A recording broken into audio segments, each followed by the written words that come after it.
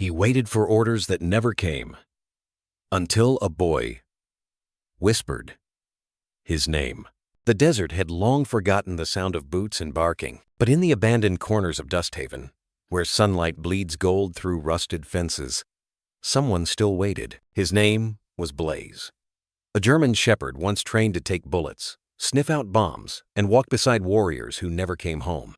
And when the orders stopped, he didn't. This isn't just a story about a dog. It's about what we do when no one's watching. It's about the small boy who found him, the town that nearly forgot him, and the last mission neither of them expected, but both needed. You might think you've heard stories like this before, but not this one. Because this story doesn't begin with a rescue. It begins with a shadow and ends with a light. The desert didn't forgive easily. By 6:47 a.m., the heat had already begun its slow, relentless rise across Dusthaven. The sun hadn't yet reached its full burn, but the silence had. That kind of stillness that settled in before memory, before regret, before something happened. It hung low in the air like dust that had forgotten how to move.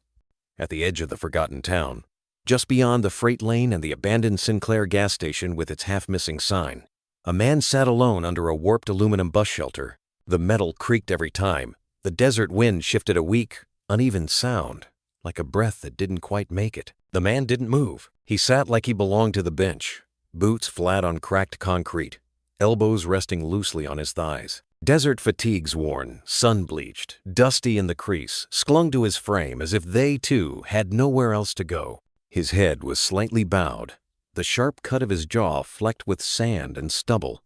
One hand lay open, palm up on his knee, as if waiting for something he no longer believed would come. No water, no bag, no phone. His eyes were hidden behind a battered pair of mirrored aviators, but you didn't need to see them to feel what lived behind them. The man wasn't young, nor was he old, mid-40s perhaps. Skin darkened by sun, not ancestry. Hair cut short, regulation style, except the regulation was gone now, faded with whatever rank or name he once carried. Nobody knew who he was. And in Dusthaven, a stranger like that didn't pass unnoticed. From across the cracked highway, behind a stack of sun-bleached hay bales outside Wilker's feed supply, two teenage boys whispered, "He's been there since sunrise. Did you see him blink? He's military, right? Looks like one of them ghost recon types." Ghosts don't wear boots that clean. Bet he's hiding from something. They stared, then drifted off toward the diner when the silence got too loud. The man didn't flinch. He kept his back to the wall behind the bench, seated in the only shadow the warped bus shelter could offer at this hour. Every sound, the chirp of cicadas, the hum of old electrical lines, the distant barking of a loose hound near the grain, Silo elicited no response, not even a turn of the head. But he was listening. You could tell in the way his shoulders didn't rise and fall, the way his neck muscles were just barely flexed beneath the grime. He was still in the way. Sandstone cliffs are still weathered, but watching. Not gone. Just waiting. His name was Elias Grant, but Dusthaven didn't know that yet. They didn't know that he'd served 23 years across 2 branches and more than 5 theaters of conflict, most of which he couldn't name even under oath. They didn't know that he'd disappeared, presumed dead, 5 years ago in Kandahar after an explosion buried a reconnaissance unit and left only classified debris. They didn't know that he had once been found clinging to the side of a ravine with only a shredded notebook and the breath of a dog at his throat before both vanished into classified silence. And now here he was. No badge, no command, no name, just a man, under a burning sky, who sat as if he were waiting for the earth to open up and swallow him whole. The old mechanical clock inside Walker's Auto Repair let out a clunk, marking the hour. 7 a.m. The light shifted, and still, Elias did not move. A vulture circled overhead, unusually low for this time of morning, casting a brief shadow across his lap. His fingers twitched and Sethan fell still again. From the corner of the shelter, a wind-blown scrap of newspaper danced, dragging a fine trail of grit behind it. It paused at his boot, then fluttered away, like it knew not to disturb whatever this was. People began to notice. Across the street, the glass door of Bethany's Hardware and Grain opened with a hesitant creak. A pair of sharp eyes watched from behind the counter. But that part comes next. For now, Alias sat, as if time had paused around him, as if he had returned, not from war, but from the silence that follows it. He didn't carry signs, didn't beg for help, didn't even look around. He just waited. And in a town like Dust Haven, where people lock their stories as tightly as their sheds and bury truths beneath sand and years, there's nothing more unsettling than someone who waits without explanation. The wind kicked up, dry and electric. The air thickened. Something was coming, but Elias already knew that. Sarah Bethany had lived in Dust Haven long enough to know what silence meant. It wasn't just the absence of noise. Out here, in this town of dust-choked roads and sagging porch swings, silence was a language. It told you when the land was watching, when something was off, and that morning, something was. She stood behind the counter of Bethany's Hardware and Grain, one hand wrapped around a chipped coffee mug that had long since lost its shine. Through the wide front window wavy from years of desert heat, she could see the man. Same position, same stillness, same shadow cast against the faded bus shelter across the road. It was the way he sat that made her uneasy. Not slouched, not collapsed like someone beaten down by hunger or sun, but planted, solid, spine straight, shoulders loose but not relaxed, as if he were bracing for something, as if the ground beneath him wasn't real and he was waiting for it to vanish. Sarah narrowed her eyes. Her breath caught in her throat for a moment. She knew that posture. She'd watched it before. Mark had worn it the day he came home from deployment the last time right before he left again for a convoy mission he'd never returned from. That same quiet tension in the jaw, the way his eyes, even in stillness, scanned like a radar locked onto frequencies no one else could hear. Her hand tightened around the mug. She didn't like being reminded. Outside, the morning sun was climbing fast, casting long slanted shadows across Main Street. A few cars rolled by a pickup hauling alfalfa, a mail carrier already wiping sweat from her neck with a grocery store flyer, but nobody stopped. People looked, sure, but they didn't approach. Not here. Not yet. Sarah turned from the window and walked to the front door, opening it with a soft chime. She stepped out slowly, her right leg stiff with that familiar ache that never quite let her forget. It had been nearly 20 years since the accident truck flipped on Route 68, the same year her firstborn died, but her limp was the kind of thing time didn't bother to heal. The gravel crunched beneath her boots as she crossed to the edge of the sidewalk.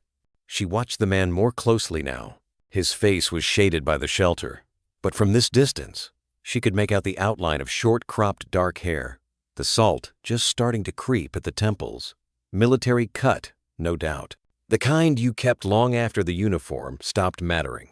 The kind that told you someone once had rules, and maybe lost them. He still hadn't moved. Sarah exhaled, slow and thoughtful. She'd seen all kinds pass through Dust Haven lost hikers, oil field workers, even a runaway preacher once, but this one didn't feel transient. He wasn't drifting. He was planted like a marker stone in a place that didn't know what it was memorializing. She turned back inside and set her mug down with a soft click. Reaching under the register, she pulled out the old rotary phone, still wired, still beige, still stubborn. Her fingers dialed without needing to look. 3 rings. Then a voice crackled on the other end. "Sheriff's office, this is Colby." "Yeah, this is Sarah over at the Hardware. You might want to send someone down here." Pause. "Everything all right?" "Don't know yet," she replied, her tone clipped. "We got ourselves a shadow at the bus stop. Been sitting there since dawn." "Shadow?" "Tall. Military cut. No water, no pack. Just waiting. And he's not blinking, Colby. Not once since I've been watching." Another pause. "He asking for anything?" "Nope. Not food, not help, not even shade." "And he hasn't said anything?" "Not to me, but something about the way he sits." Sarah glanced out the window again. The man hadn't moved. Reminds me of someone who's seen too much and decided to keep it all inside. There was a low sigh on the other end. "All right. I'll let Deputy Markell know. He's on rotation this morning. Send someone who won't go in swinging. This one doesn't feel dangerous. He feels loaded." "Loaded?" "Like a rifle left on the porch. Might not go off, but if it does, it's for a reason." Colby gave a low whistle. "Got it. We'll handle it careful." Sarah hung up without saying goodbye. She returned to the window and leaned against the frame, arms crossed. A breeze kicked up, sending dust scattering across the road like something unsettled. The air shimmered in waves of heat. It distorted the man's figure just enough that he almost looked like a mirage. But Sarah knew better. Mirages didn't cast that kind of weight. She let herself remember just for a moment. The last time Mark had come home. The way he sat on their front steps, silent, hands resting on his knees. She'd offered him lemonade. He hadn't touched it, just stared off at something far away, something buried in the desert half a world away. And then the knock on the door. Weeks later, neatly folded flag, a name carved into a wall in D.C. that she hadn't had the strength to visit since. She blinked it away. Out on the bench, the man shifted not much. Just a tilt of the chin, but it was enough to remind her he was real, alive, and maybe broken in places no one could see. She turned toward the back of the store and walked quietly into the storeroom, her hand brushing against a shelf lined with nails and faded dog leashes. Her other hand found a jug of water, the good kind, not the town supply, and a tin bowl she usually kept for strays. She paused, then set them by the door, just in case. The cruiser came slow, tires whispering across the grit-caked road like it knew it didn't belong. A fine trail of dust curled up behind it, golden in the morning light. Deputy Travis Markell sat behind the wheel, one hand on the steering, the other adjusting the AC that hadn't worked properly in 3 summers. The vehicle gave a low mechanical grunt as it pulled to a stop just 30 feet from the bench. The man was still there, unmoving, head slightly bowed, back against the shelter's metal post like he'd grown roots. Beside Travis in the passenger seat, Officer Drew Colby finished scribbling something in a worn notepad, then looked up, squinting through the windshield. "He hasn't budged," he murmured. "Nope. You think he's homeless?" Markell shook his head. "Nah, not the way he's sitting." They both stared. "He military?" "Looks it. Could be PTSD or tweaked out. Hard to tell these days." Markell reached for the radio mic clipped to the dash. "Dust Haven Unit 3, on scene. Visual confirmation of male 840s, military fatigues, no visible pack, no movement. Approaching now." The reply crackled back. "Copy, Unit 3. Proceed with caution." The cruiser's door groaned open as Markell stepped out. Heat hit his face like a slapped dish towel. It was barely 9 a.m., but the pavement had already begun radiating steam. He adjusted his belt too tight, as usual, and started toward the bench. Colby followed, hand resting lightly near his holster. Not drawn, but not relaxed either. Elias Grant didn't move. Markell stopped a few feet away, boot dusting the line where sidewalk met sand. "Morning, sir," he called out, loud enough to be heard over the buzz of cicadas. "You all right?" No response. Just the hum of wind and a faint creak from the metal roof above. Colby stepped slightly to the right, creating a quiet flank, hands steady but alert. "Sir, can you hear us?" Elias slowly turned his head. Not fast, not defiant. Just measured, like he was listening to something deeper beneath their voices. His sunglasses caught the sun, giving no hint of what lived behind them. "I'm fine," he said at last. His voice was low and rough, like gravel over dry wood. A man used to silence, not strangers. Markell took a small step forward. "Got a name, friend?" Elias didn't answer. Colby shifted. "You carrying any ID?" Elias paused for the briefest moment, then, "Not on me." Colby's fingers flexed near his belt. Markell narrowed his eyes. "You from around here? Number? You just passing through?" Elias gave a slow nod. "Waiting on a ride?" "Something like that." The tone was even stripped of emotion, but not hostile. That's what unsettled Markell most. There wasn't a hint of fear or defiance in the man. He didn't act like someone who needed help or wanted to fight. He just existed. And in a place like Dust Haven, where people were either working, hiding, or leaving, that kind of stillness didn't sit right. "You mind standing up?" Markell asked. Elias did, slowly, with the deliberate motion of someone who'd spent decades calculating what each movement might cost him. He rose to his full height just over 6 feet and faced them without flinching. His hands were visible, fingers relaxed at his sides. He kept his back to the shelter's beam, not in fear, but in habit. "Military," Markell thought, "for sure." "You don't have ID," Colby said, voice thinner now. "Can you at least give us your name?" Elias hesitated. Call me Grant. Markel raised a brow. First or last? Whichever you prefer. The air shifted. Silence thickened between them, laced with something neither deputy could name, but both recognized: control.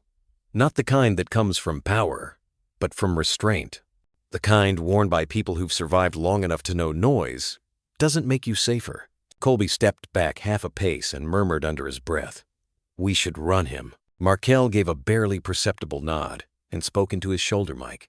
Dispatch, requesting a records check. Subject state's name, Grant, no ID. Possible military background. No current threat, but situation's unclear. There was a pause on the line. Then, Unit 3. We're showing no matches under that name locally. You want to bring him in? Markel didn't answer immediately. Elias looked past them, to the horizon. Not searching, not calculating, just aware, like someone tracking shadows by instinct, alone. Markel sighed. Not yet. Hold off. Gonna request backup. Bring in K9. Colby blinked. K9? You think he's dangerous? I think he's something, Markel said, quieter now. And we've both seen what a dog can pick up when a badge can't. Colby didn't argue. Markel stepped back. Sir Grant, you're not under arrest. But until we can verify who you are, we're gonna keep you here. You okay with that? Elias gave no answer, only sat down again. Same position. Same silence. It was as if the moment had never happened. Markel walked back to the cruiser and leaned on the doorframe, sweat creeping down the back of his neck. He looked out across the dusty town square, then back at the man beneath the bus shelter. Jesus, he muttered. What are you? Beside him, Colby radioed in the request. K9 en route. ETA 15 minutes.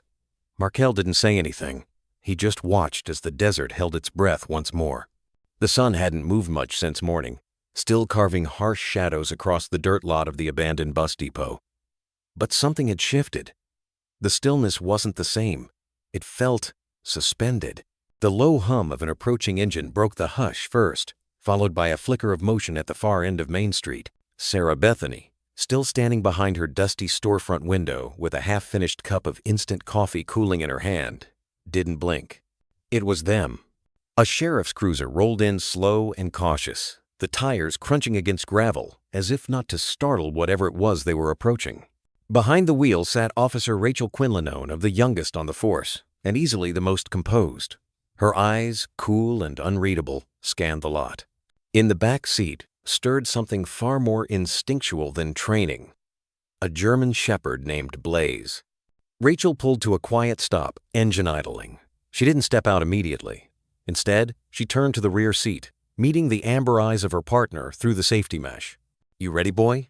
Blaze didn't bark. He didn't wag. He held her gaze, ears alert, nose twitching at the strange scent of a man who didn't belong, yet smelled like he had every right to be there.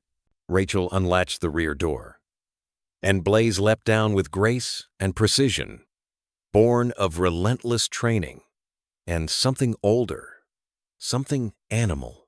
Across the lot, Elias hadn't moved. He sat exactly as before, arms resting on his knees, eyes hidden beneath the shadow of his cap. But he had felt the change in the air. Blaze's paws met the dirt with a soft thud. No leash, no commands shouted. Rachel followed 5 steps behind, hand resting casually but not loosely near her holster. Her other hand clutched the coiled lead, but she didn't attach it. They were in that sacred, silent space K9 teams knew well, when something more ancient than authority was at play. From the windows of aging trailers and behind porch posts wrapped in chipped white paint, the town held its breath. Even kids, who'd normally ride bikes down that stretch yelling curse words for laughs, had disappeared. This wasn't just another vagrant or minor disturbance. This was a rupture. Elias didn't lift his head. But Blaze slowed. His muscles tightened not in fear, not even aggression, but in the hesitant, bone-deep recognition of something familiar. Rachel saw it too. Blaze's tail didn't rise. His ears flicked forward, then back. He took another step, head tilted. Then he stopped completely, scenting the air just a few feet away from Elias. And Elias. He raised his hand. Not high, not waving, just lifted it. A little palm open. A quiet offer. Blaze sat. Rachel's mouth went dry. That wasn't protocol. She took a step forward, cautious. Blaze, heel. But Blaze didn't return. Instead, he inched closer. His nose brushed Elias's palm. And in that gesture, the desert heat seemed to shiver. Then, almost too gently, Blaze nudged his head under Elias's arm, pushing forward like a dog returning to a long-lost home. It was disarming. Disorienting. Rachel froze. From a radio clipped to her vest came the voice of Deputy Colby. "Rachel, do you copy? We got eyes on you from the cruiser. Do you want us to approach?" She didn't answer right away. Blaze had begun to whine just. A soft, throaty murmur end lowered his body until he was lying beside the man as if he had been waiting all these years to find him again. Rachel stepped back, barely whispering into her mic. "Hold position. Something's not right. Blaze knows him."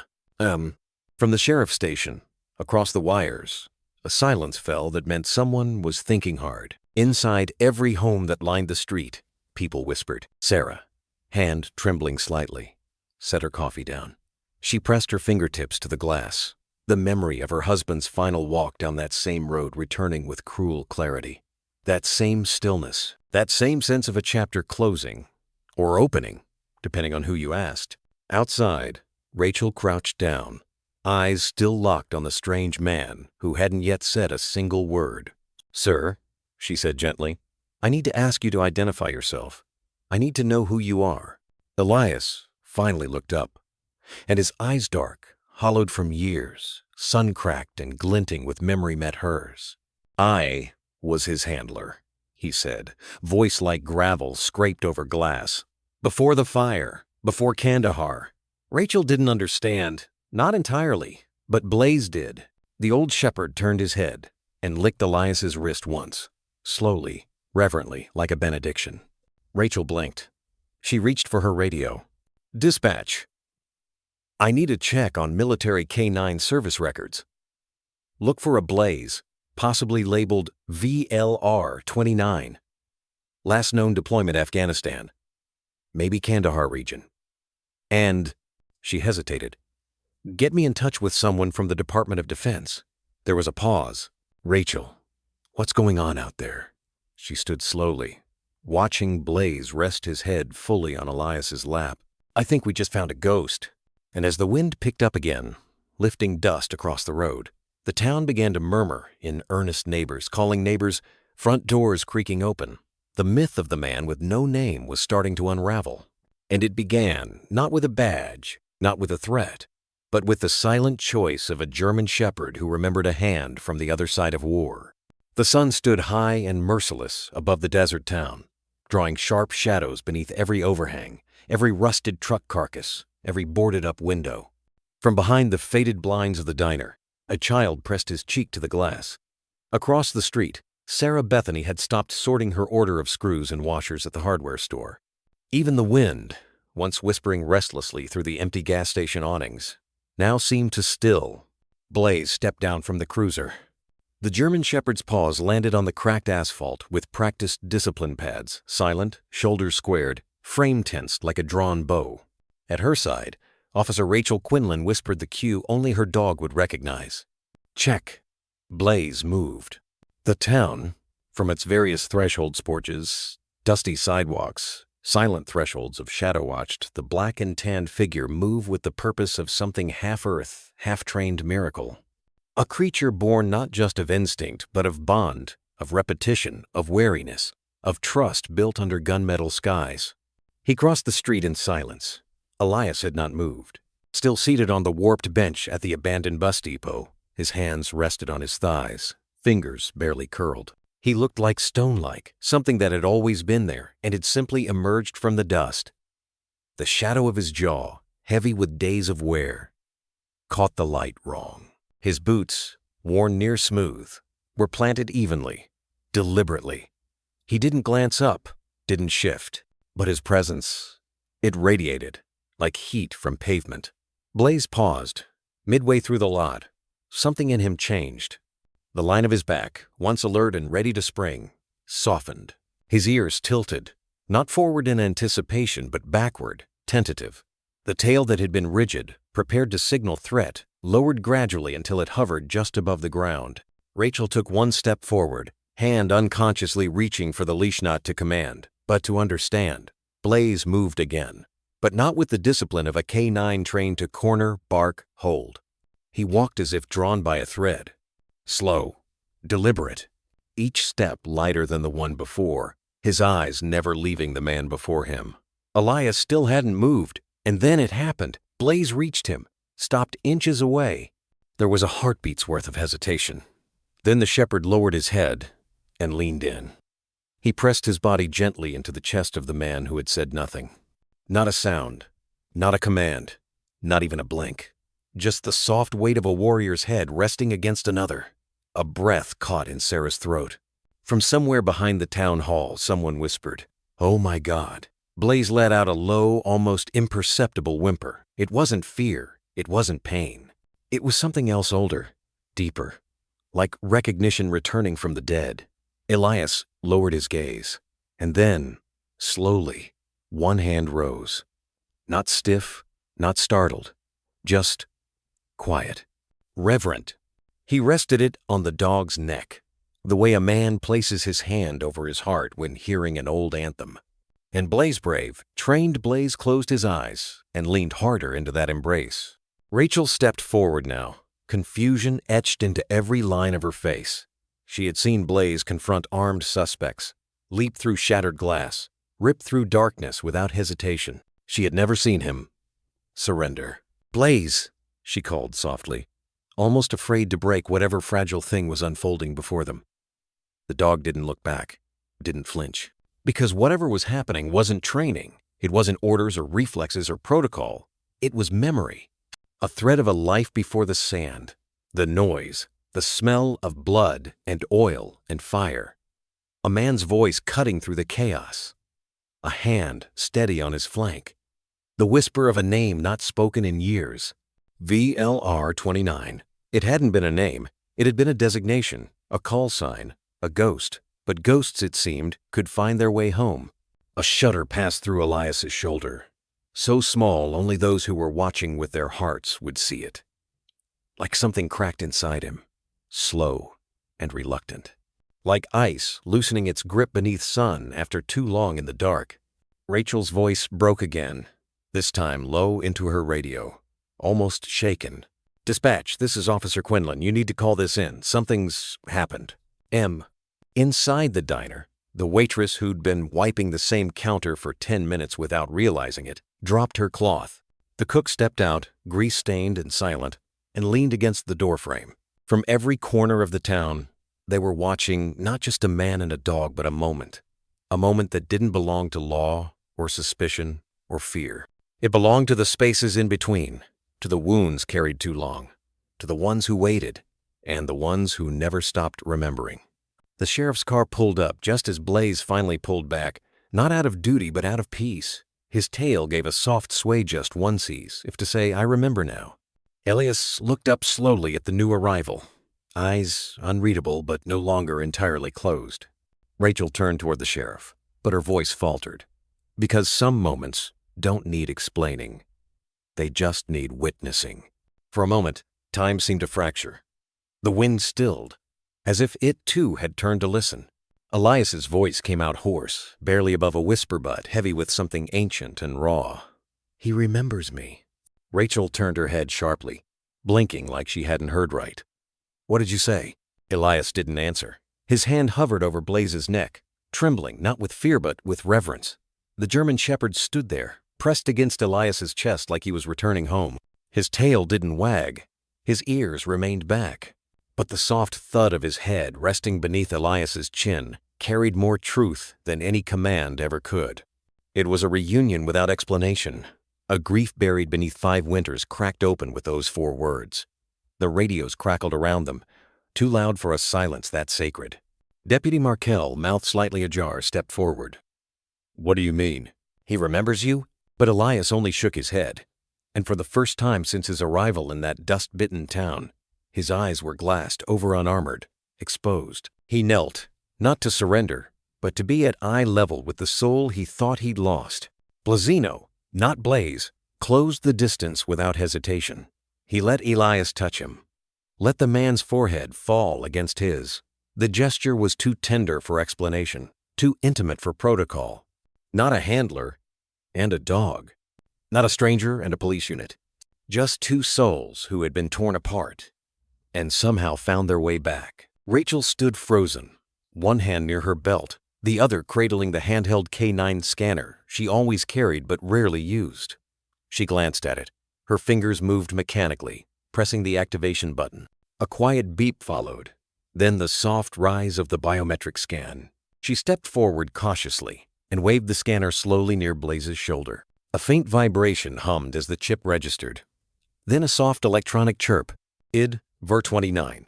Status: deceased in action, the 11th of August, 2020. Unit name: Valor. Handler: SGT. Elias Ward. Rachel stared at the screen as if it had lied. Markel's lips parted in disbelief. "You've got to be kidding me." Rachel's voice cracked when she spoke. "This can't be." "Valor was," declared Kaya. 5 years ago. Elias stood slowly, eyes never leaving the dog at his side. That was the official report, wasn't it? The whole town had gone quiet. A strange and reverent hush had spread through the street like a fog. Even those watching from cracked blinds and screened porches leaned in, unblinking. Blaze Valor stood beside Elias, like an anchor in a storm he'd weathered alone. The dog's body was tense, trained. But his eyes, those old, amber eyes, were soft now, familiar, grateful. "How did you find him?" Rachel asked, still grasping at order in a world suddenly undone. "I didn't," Elias exhaled, and the sound carried grief older than any of them could name. "He found me." A child from a nearby porch let out a quiet gasp. Somewhere, a crow called and took flight from a telephone wire.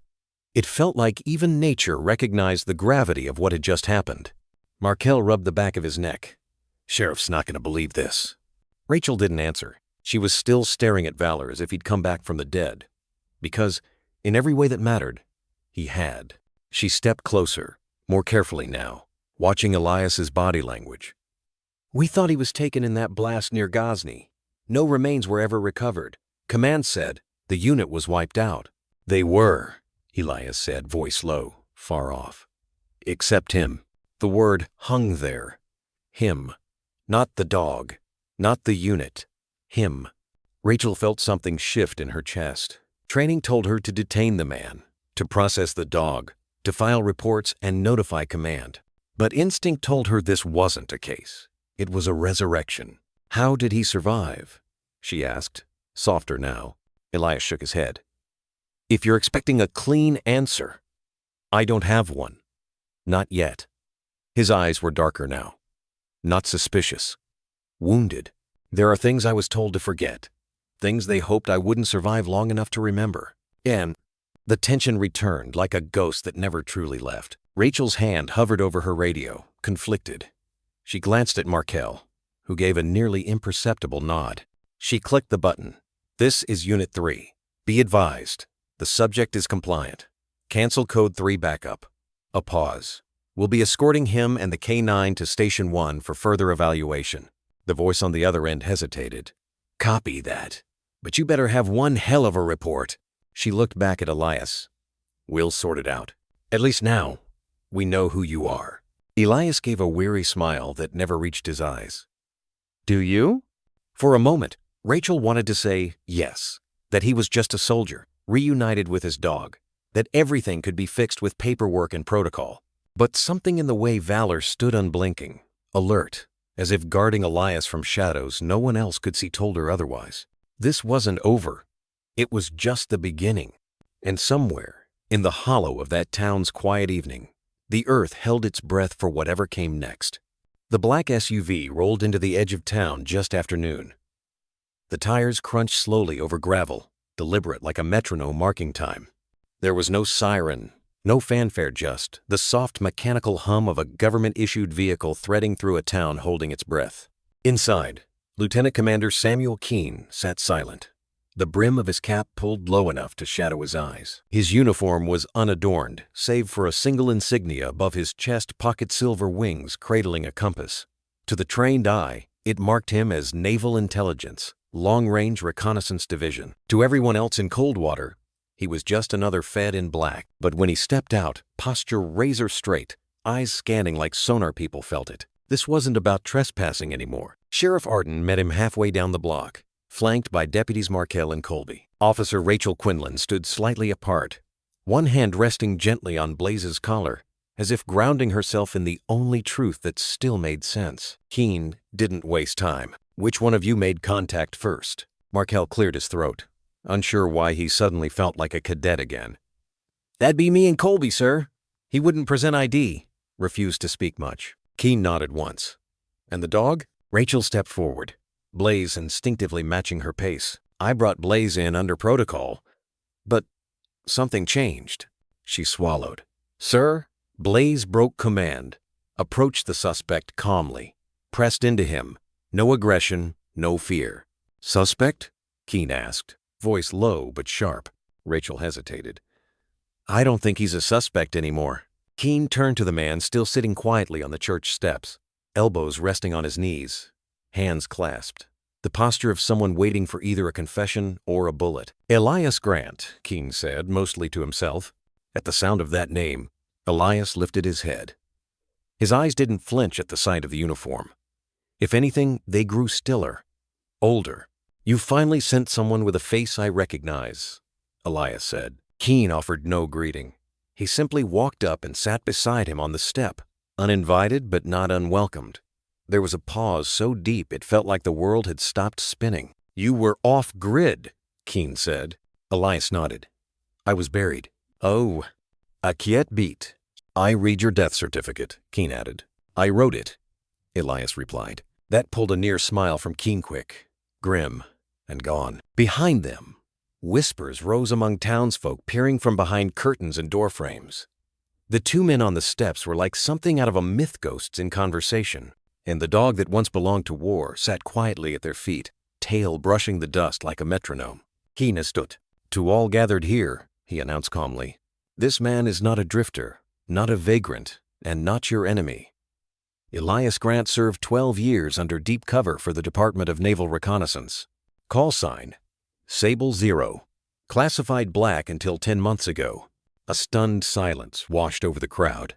He embedded with hostile forces, dismantled an entire intelligence cell from within, and was marked Kia during Operation Ember Vault. Rachel stepped forward. "And Blaze?"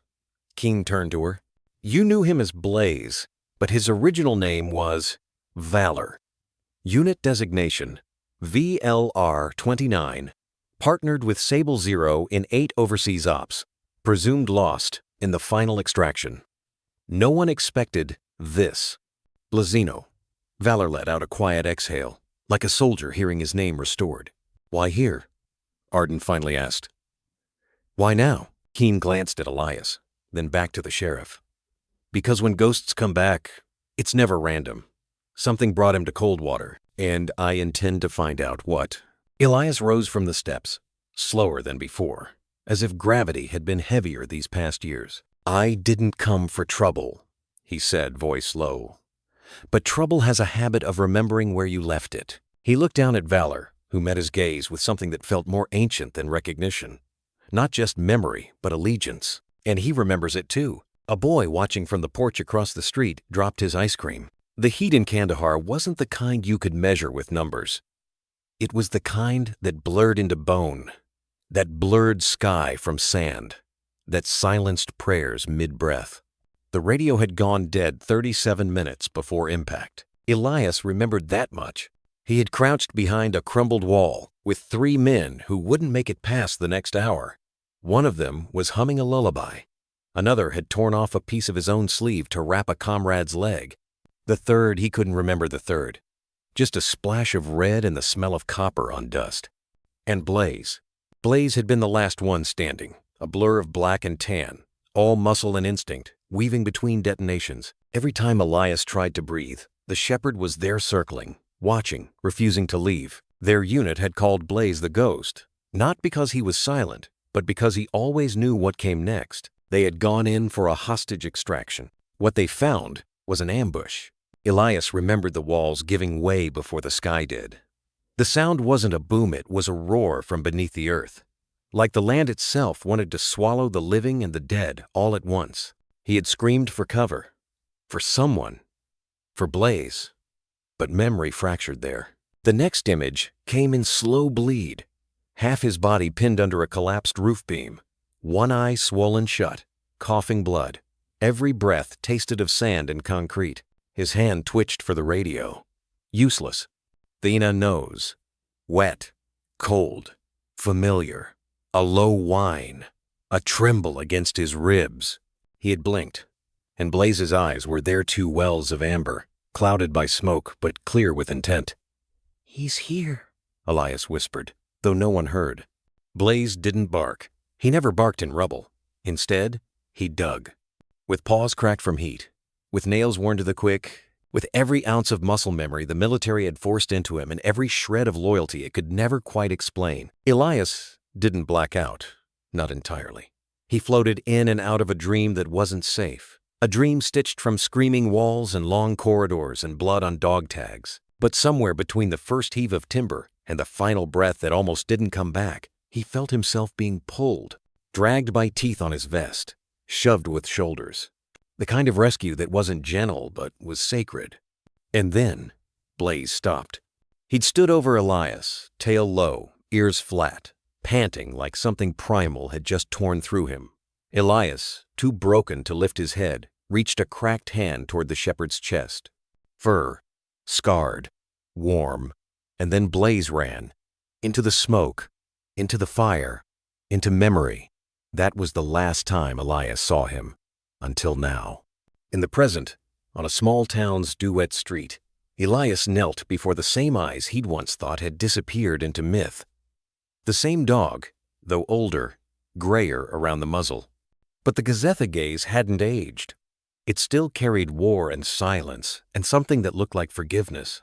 Keen stood off to the side, phone still in hand, half a conversation dangling on a secure line. Rachel hadn't moved. She watched the reunion, as if afraid breath might break it. "I thought he died," Elias finally said. His voice sounded like sand scraping glass. Keen moved closer, cautiously. According to official records, he did. The Kandahar report said VLR-29 never made it out. "I was there," Elias murmured. "He pulled me out. I wouldn't be here if he hadn't." And then I blacked out. When I woke up days later in an extraction tent, they said everyone was gone. No trace of the dog, no remains. Just gone. Elias looked at Blazino, valor with a pain that came from years of swallowing belief. "I tried to tell them, but they buried it. Said I imagined it. Said it was trauma." Keen's face tightened. Or they didn't want him found. Blaze didn't react to the voices around him. He sat pressed against Elias, as if anchoring something that had nearly drifted too far. There was a small scar over his left eye fresh. A brand near his, shoulder faded. Letters, numbers. VLR-29. Rachel knelt, her hand trembling just inches above Blaze's back. How is this even possible?" Elias looked at her. His voice, though quiet, cut through everything. "Because they never killed him. They just erased him." The street was still. Even the air seemed reluctant to move. Somewhere across the sidewalk, Sarah Bethany stood inside her shop window, a phone dangling from her hand. She saw it all, the man who returned from the dead, and the dog who never truly left. And in that moment, she understood what she had witnessed wasn't just strange. It was sacred. The wind shifted. Dry needles stirred along the road like something disturbed from a long slumber. Lieutenant Commander Samuel Keen stood beneath the awning of the station house, arms folded, jaw locked tight. He watched Elias through the tinted glass, not as a stranger, but as something closer to a long-forgotten responsibility re-emerged. The room beyond held too much silence for comfort. Inside, Elias sat with Blaze curled at his feet, one hand resting absently between the dog's ears.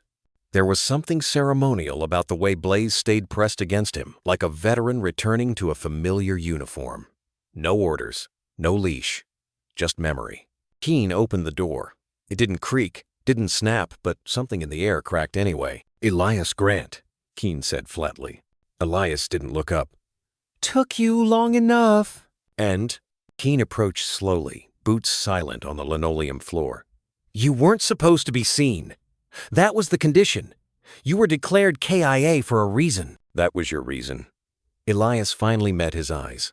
"Not mine." Blaze lifted his head at the tension, ears flicking back, body shifting protectively closer to Elias's side. Keen exhaled sharply.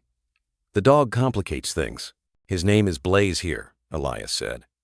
"But I remember calling him Valor, and there was something brittle in that word. Not defiance, not nostalgia, just truth sun-bleached and worn down to its bones." Keen's brow tightened. "You don't get to resurrect ghosts for comfort, Elias." "No," Elias murmured, stroking Blaze's thick fur. "But sometimes they dig their way out." Outside, townspeople still loitered under porches and behind drawn blinds. Granite Hollow was quiet, but it listened the way a forest goes still before the storm. Keen looked down at Blaze. "He was in the rubble with you?" Elias nodded. "Pulled me out before everything collapsed. I never saw him again. Figured he died like the others." "He was reported dead," Keen said. "Scanners picked up a biometric signature days later, but by the time recovery teams arrived, there was nothing left but dust and blood trails. We assumed wild dogs got to the body." Blaze shifted slightly, as if the words themselves stirred something darker beneath his ribcage. "He made it," Elias said, "and he found me." "That's the problem," Keen replied. "Now so has the world." Elias rose slowly, his body still bearing the stiffness of injuries too old to name. Blaze followed, ever in step. "Why are you really here, Keen?" Elias asked. "You didn't come all this way because of a hardware store owner's phone call." Keen hesitated just a fraction of a second, but Elias saw it. The same kind of pause men used before opening doors they knew better than to touch. "There's been chatter," Keen admitted. "Old signals, from dead units, ciphers that haven't been used in 5 years. Kandahar's collapse was never clean. You know that better than anyone. And you think I'm connected?" "I know you're connected." Elias looked away, toward the town square, where the statue of a forgotten soldier stood guard over the county flag. The wind tugged at the ropes, making the pole groan like a tired spine. "I came here to disappear," Elias said. "I didn't ask for Blaze, didn't call him, didn't even know he was alive." "But he knew you," Keen said. A beat passed, then another. "Some ghosts don't stay buried," Elias said quietly. Keen didn't answer right away. He glanced at Blaze, then at Elias again, and his voice dropped. "He's not just a ghost, Elias. He's classified. You know what he was trained for. You know what they did to them after you were gone." Elias flinched, a small tightening in his jaw. They stripped IDs, wiped memories, sold what was left to local enforcement contracts. Valor became Blaze. Efficient, silent, obedient. Until now.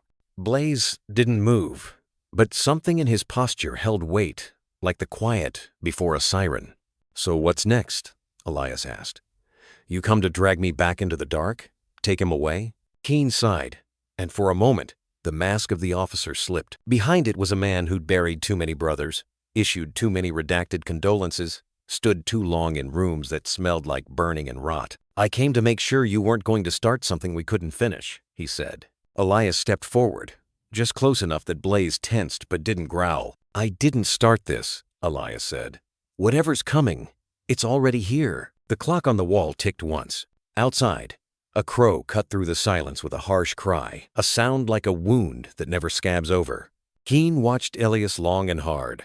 Then his gaze dropped to the dog again. "There's a file," he said, "deep in the system, buried under 5 levels of clearance. VLR 29 didn't just vanish. He was requested. By name. 5 years ago." "By who?" Keen shook his head. "That's why I'm here." The silence pressed against the windows. Elias turned back toward the bench, Saturday down slowly, hand still on Blaze. "If you're looking for who pulled those strings," he said, voice low, You might want to start with who cut them. Keen stared at him a moment longer, then turned and walked to the door. Before leaving, he paused. This town, it doesn't know what's about to wake up. Elias didn't reply, but Blaze, silent until now, lifted his head and let out a soft, deliberate growl, not of threat, but of memory, of something ancient stirred from the bones of war. The door closed behind Keen. The wind picked up, and in that quiet room with its flickering light and walls that remembered too much, Elias whispered more to himself than anyone. They never buried the ghosts, Sam. They just changed their names. The heat had retreated with the sun, leaving behind only dust and breathless quiet. From the porch of the diner, Sarah Jennings stood watching the town square where the man and the dog hadn't moved in what felt like an hour. Her apron was still tied at the waist, stained from the late lunch rush, but her shift had ended long ago. She didn't know why she hadn't gone home. Maybe it was the way the dog sat still, head slightly tilted, as if listening to something no one else could hear. Maybe it was the man's back, hunched, not from fatigue, but from the weight of something older than war. Whatever it was, it kept her rooted to the wood beneath her sandals. She walked back inside, filled a tin bowl with water from the tap, and paused at the screen door. The last time she'd done this was 3 summers ago, when a stray limped into town with ribs like fence posts. He hadn't stayed. Most didn't. But this one, the way Blaze had pressed into that man's chest, like a child trying to remember a father's smell, this one was different.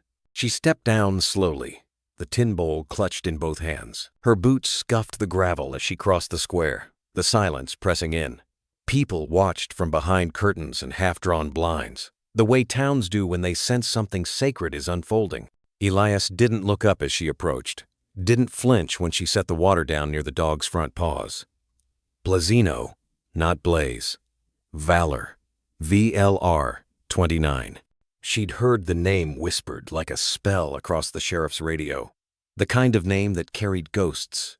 I figured he might be thirsty, she said, voice low, eyes on the tin. The dog didn't hesitate. His tongue lapped the water once, twice. Then he looked up not at her but at Elias, as if waiting for permission. That's new, Elias murmured. Sarah crouched slowly, knees popping. He yours? A long pause, then a breath that wasn't quite a sigh. He was, Elias said. A long time ago. She studied the side of his face. His jaw was bruised, dirt caked under his fingernails. But his eyes, they weren't the eyes of a drifter or a troublemaker. They were the kind of eyes she used to see in her husband, back when he came home from deployment shunted and full of unspoken things. The kind of eyes that had to learn to live among the living again. You were military. Elias didn't answer right away, just scratched behind Blaze's ear. The dog leaned into it like it was the only true thing left in the world. Recon, he finally said. Afghanistan. Kandahar. She nodded, her own silence deep as a well. My husband was 3rd Battalion, Iraq, 2004. She didn't say his name. It wasn't needed. Blaze Valor lay down, his chin resting on Elias's boot. He dragged me, Elias said quietly, out of the rubble. When everything collapsed, he stayed long enough to get me breathing again, then vanished. Sarah blinked. That dog? Elias nodded. I thought he was gone.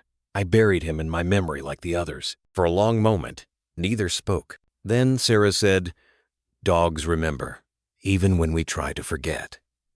She looked at the dog, his coat dulled by travel and neglect, but eyes sharp as glass. My husband had a lab, black with a torn ear. That dog wouldn't leave his casket at the funeral. They had to sedate her. Elias looked at her for the first time. Really looked. I'm sorry, he said. She smiled, small and tight. I've made peace with it. The war takes different things from different people. Sometimes it leaves a body. Sometimes just tsunami. She stood slowly, knees stiff. You need food? Elias didn't answer. I'll bring some out anyway, she said. She turned to leave, but then hesitated. They'll be back, she said, her voice softer. Keen. The feds, maybe the news. They don't let things like this just happen. I know. You planning to run? Elias shook his head. Not anymore. Sarah looked at the dog, then back to him. Good, she said, and walked away. When she was halfway across the square, Elias called after her. Not loudly, just enough for her to hear. "Thank you." She paused, turned back. "For the water?" she asked. "No," Elias said. "For seeing me." A breeze rustled the dried leaves under the benches. Somewhere, a wind chime rang like a whisper. She gave him a nod, a deep one, just enough to say, "I know what you carry." Then she disappeared into the diner. Blaze's tail thumped once. Elias leaned back against the bench and exhaled through his nose. In the distance, a radio crackled.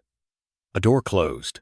But for now, there was just the dust, the dog, and the man who had once been buried under the weight of silence, and who, piece by piece, was beginning to rise again.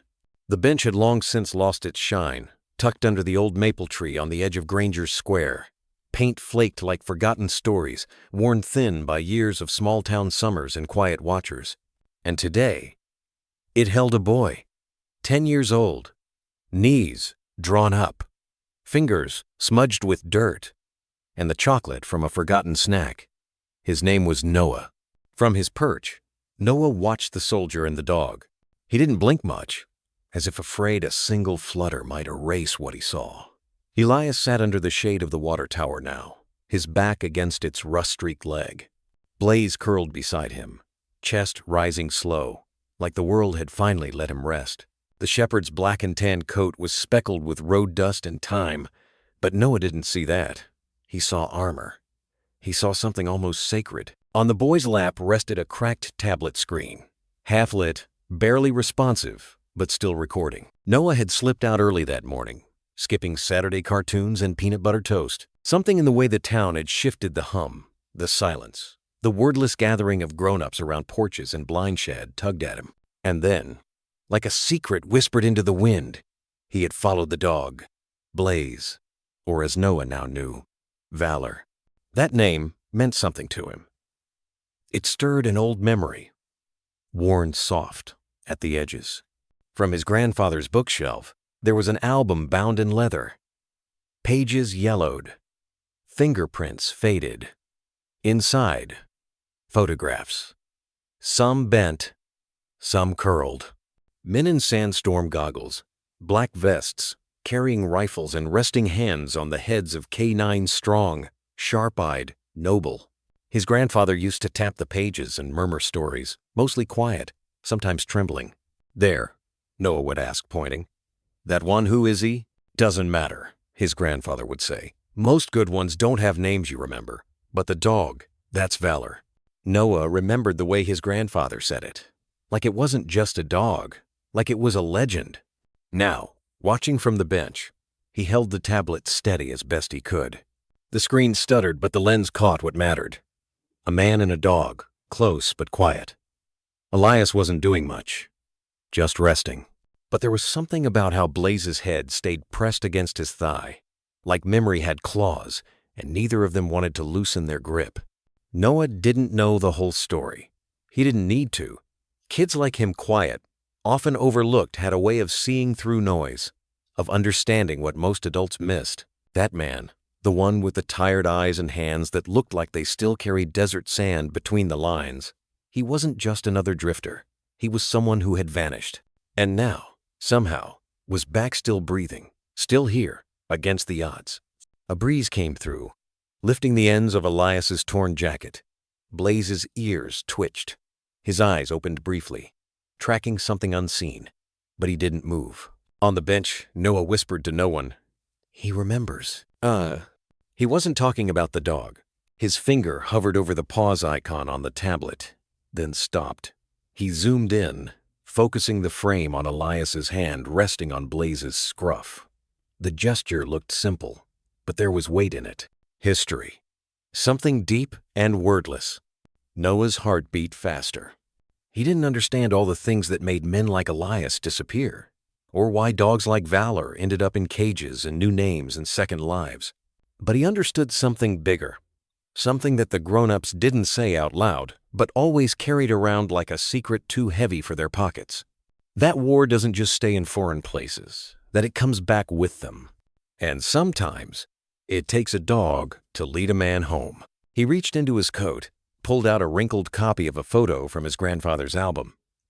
He had folded it small and kept it tucked behind his cracked screen. The man in the picture, half-shadowed, rifle slung, a dog at his side, looked an awful lot like Elias. Same set of the jaw, same distant eyes. Noah held the photo against the tablet screen and aligned the shapes. It matched. The boy sat there for a long moment, the wind whispering through leaves, voices drifting from the square behind him, soft murmurs of disbelief, awe, wonder. Adults trying to make sense of something children already understood. A small smile tugged at Noah's mouth, not because it was happy, but because sometimes you smiled when something finally made sense. From across the square, Elias shifted. He looked up. Their eyes met. It wasn't long, maybe half a second, but in that half second, something passed between them. Recognition, not of names, but of stories, of what it meant to carry things too big for words. Elias gave the faintest nod. Noah nodded back. Then he hit save on the recording, careful not to tap too hard on the shattered glass. He stood up, brushing dirt from his jeans, and walked toward the station house. Not to show off, not to post it, but because stories like this needed to be remembered, preserved, for people who had forgotten what loyalty looked like, what returning home meant, what a single dog, refusing to forget, could teach the world. And as he walked, Blaze watched him go, tail still, but his eyes, those deep, silent eyes, followed the boy like he understood. Like maybe, for the first time in 5 years, they weren't just survivors anymore. They were witnesses, together. The boy uploaded the clip late at night, his fingers trembling not out of fear, but wonder. Noah didn't know about algorithms or trending tags. He only knew the feeling in his chest when the man in dusty boots knelt beside a forgotten dog and how the dog leaned in like he had waited 100 years for that moment. He titled it simply, "The Desert Guardian." Then he placed his cracked tablet by the windowsill and curled up beneath the old Afghan blanket his grandfather used to tuck around him during storms. The internet did the rest. By morning, the view count had climbed into the tens of thousands. By noon, it breached 100. And before the sun dipped behind the low hills of Dusthaven, the world had paused just long enough to watch a man and a dog remember each other. The video was grainy. The camera trembled, sometimes veering sideways as Noah tried to keep it steady. But none of that mattered. What the world saw wasn't just a man and a dog. It was memory. It was trauma. It was recognition, reunion, and something sacred passing between species, something that could not be rehearsed or staged. The sound of Elias whispering, "He remembers me," carried like wind through the wires of the world. And Blaze, standing silent, ears low, eyes shimmering with something old and holy, that image froze people mid-scroll, stopped them mid-sentence. By evening, comments flooded in like rain after drought. "I don't know who this man is, but he's lived something we'll never understand. That dog didn't forget. God, they never do." Watching this in tears, "My brother served. Lost his K9 in Kandahar. This brought him back." A woman from Michigan offered to pay for Blaze's veterinary care. A high school teacher in Oregon shared the video with her class and told them, "This is why loyalty matters." A veteran in Georgia posted his own photo with his fallen unit's dog, long since passed, writing simply, "VLR 29, I thought you were gone." Dusthaven had no mayor, no town slogan, no place on the map worth circling in red. Until now. The calls started coming in. Journalists, nonprofits, 2 former handlers claiming to know the dog in the video. One man from Fort Bragg, who had once served under Operation Revenant, sent a private message. "If that's valor, we left him behind." Sarah was the first to read the email, her hands still flour-dusted from morning dough. She didn't cry, but she did close her eyes for a long time and rest her palm on the rim of her coffee mug, as if steadying herself against a memory that wasn't hers to carry. The door of the diner jingled. Elias stepped in, slower than most men his age, shoulders hunched, not from pain, but caution. Blaze was beside him, calm now, but alert, always alert. "They're saying he's some kind of hero," Sarah murmured, nodding toward the screen behind the counter, where a local news segment played on loop. "And you?" Elias didn't answer. He watched the footage in silence. The moment Noah had captured the stillness before the recognition, the press of fur against his chest. His own face, weary and stunned, like a ghost walking into his own eulogy. He looked away first. Noah sat 2 booths down, eyes wide, arms wrapped around his tablet like a fragile treasure. He'd become something of a fixture now. The boy who'd filmed the world still enough to feel again. "I didn't think it'd matter," Noah said quietly. "I just thought people should see." Elias knelt beside him, not to speak, just to nod. That was enough. That night, Rachel returned with a convoy of questions and clipped orders. "This is no longer just about misidentification," she said, pacing. "That dog was presumed Kia. His number matches a restricted unit. VLR-29 isn't just a name, it's a ghost file." Elias stirred his coffee. Blaze sat by his feet, unmoving. "There's talk of reactivation, federal retrieval. If they confirm Valor's identity," she trailed off. "They'll want him back," Elias finished. The silence that followed wasn't angry. It was hollow, like a man remembering something he tried to forget. "But he's not a thing," Noah said. "He's not a relic. He chose to come back." Sarah placed a firm hand on the boy's shoulder.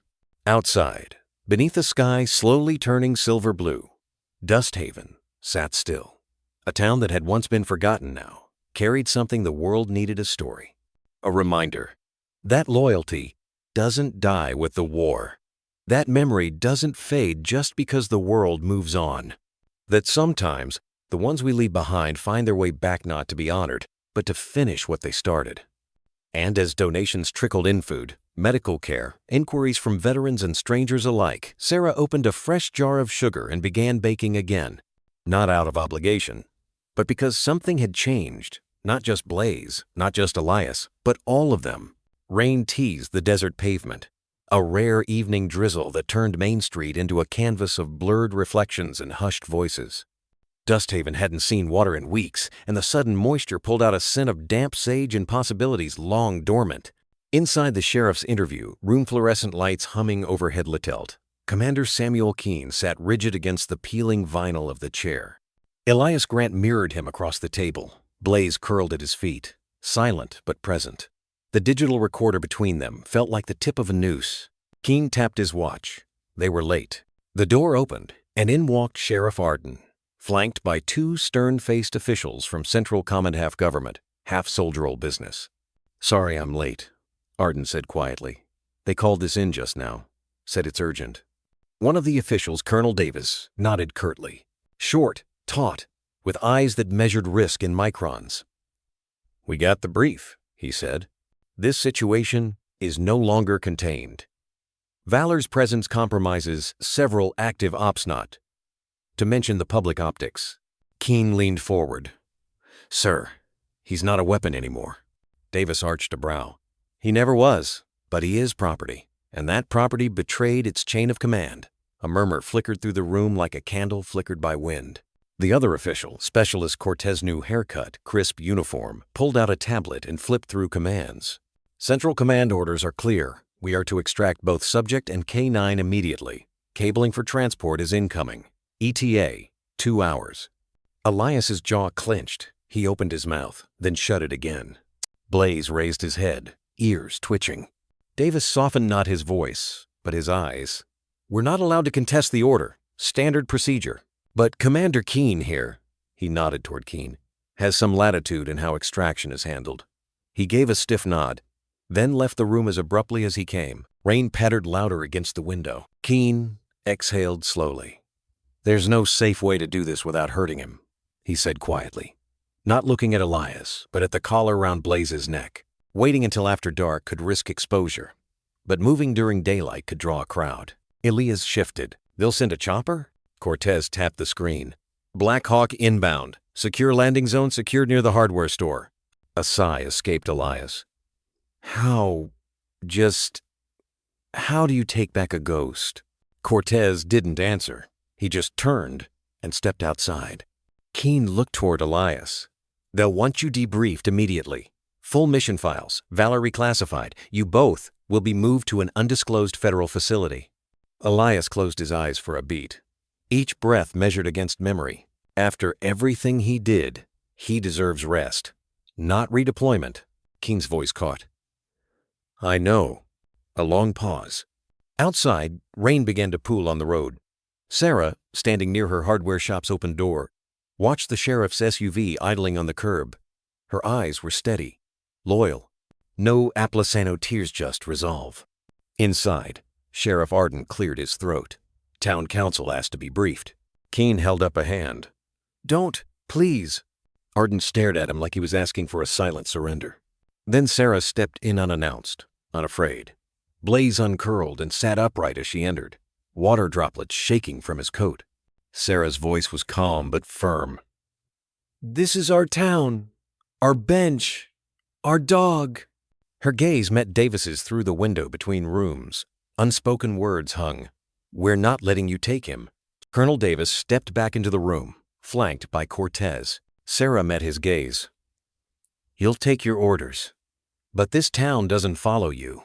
Silence stretched. Cortez cleared his throat. "Authorized civilian escort?" Sarah's voice didn't waver. "Yes." A standoff unspoken, but it was there. Arden closed his eyes. "Let them stay until morning. We'll lead the convoy." Keene exhaled. Slowly. Relief, guilt, uncertainty. "Thank you." Blaze leaned into Elias's leg, as if sensing the tension beneath the air. Elias looked down, placed his hand softly on the dog's back. "I don't want to make trouble," Elias said, voice quiet, eyes steady. Sarah folded her arms, unyielding. "Some things are bigger than orders." The town hall in Dusthaven wasn't much to look. A chipped white paint, a cracked linoleum floor, and rows of foldable chairs that moaned under the weight of history more than bodies. But that night, it felt like the center of the world. A fan hummed tiredly overhead, stirring nothing but warm air and quiet tension. At the front, a projector blinked with an untouched slide. Federal oversight briefing, asset retrieval compliance, but no one was looking at it. All eyes were fixed on the two figures standing in the open aisle, Rachel Navarro, Dusthaven's only licensed trauma counselor, and Clary Henshaw, who hadn't spoken publicly since Reagan was in office. Clary, 78, stood with a cane carved from a piece of Vietnamese hardwood he never talked about. His hat read, "The 3rd of Marchines." Hugh, 68. His voice, though aged, carried the clarity of someone who had watched young men die in the mud and decided silence was a form of violence. "That dog," he began, gesturing toward the photo of Blaze projected behind him, "dragged a man out of hell and found his way back to him 12 years later. If you call that an asset, then maybe it's the system that's broken, not the dog." A murmur moved through the room like a breeze before a storm. Clary didn't flinch. "We trained those dogs like soldiers. Fed them adrenaline and gunpowder, then filed them away like empty magazines once they limped home. You tell Metas that sound like honor?" Rachel stepped forward, her blouse still stained from the dust of the rescue earlier that week. Her voice didn't rise, but it held something sharper, grief that had learned to stand. "I have Blaze's full trauma record," she said, holding up a folder lined with redacted pages. 4 tours, multiple high-risk extractions, IED exposure, 1 confirmed kill. You think PTSD only wears a human face? Someone in the back whispered, "It's just a dog." Rachel turned. "Then why does he wake Elias up before every night terror hits? Why does he sit between children and loud noises like he's shielding them from shrapnel? Why did he chew through a fence to get back to the man who named him Blaze in the first place?" Keene stood silently near the back, arms folded. His face was unreadable, but his knuckles had gone white. The mayor, soft-spoken and gray-bearded, cleared his throat. "The federal order says Blaze is to be returned for debrief and evaluation. They're calling him a potential liability." Clary snorted. "So are most of us who came back breathing." Rachel nodded toward the old Marine. "With all due respect, sir, you don't debrief a heart. You don't evaluate loyalty like it's inventory. Blaze isn't malfunctioning, he's remembering." A hush fell over the room, thick with something close to reverence. From the doorway, a boy's voice cut through the silence. "He's not just remembering, he's healing." It was Noah. In his hands was the cracked tablet again screen glowing faintly in the dim room. He walked to the front, his sneakers squeaking on the tile. "I watched him," Noah said. "When Elias was coughing up sand and blood, Blaze laid his head on his chest. He didn't bark or run. He just waited, like he knew the world would come to find them again. He tapped the tablet, and the screen came to life the video that had gone viral. Blaze dragging Elias from the rubble, the sun bleeding over Kandahar, the two collapsing into one another like stitched halves of something that had waited too long. The audience watched in silence. A woman sobbed softly into her sleeve. Keen took a breath, but said nothing. Noah looked up, suddenly older than his 10 years. You can take him away again. But what if Blaze doesn't survive the separation this time? A long silence. No rebuttals. Just the creaking fan, the weight of truth settling into bone. Finally, Clary turned to face the screen once more. His voice cracked like dry earth. That dog earned his rest. In this town, beside that man. And if anyone from D.C. wants to change that, he leaned on his cane, jaw clenched. They'll have to come through me first. The audience stirred not with violence, but with resolve. Rachel stepped closer to the podium. We're not here to defy command. But maybe it's time command looked in the mirror. If Blaze is a policy problem, then maybe the policy needs rewriting. The mayor, after a long pause, finally spoke.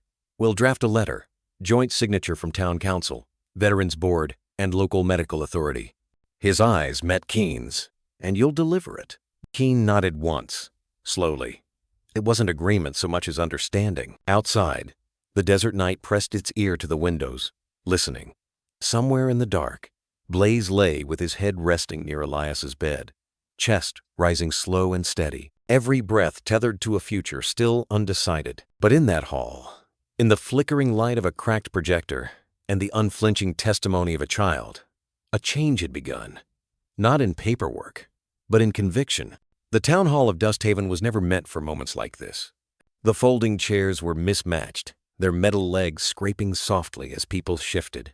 Ceiling fans circled slow and lazy above, stirring more dust than air.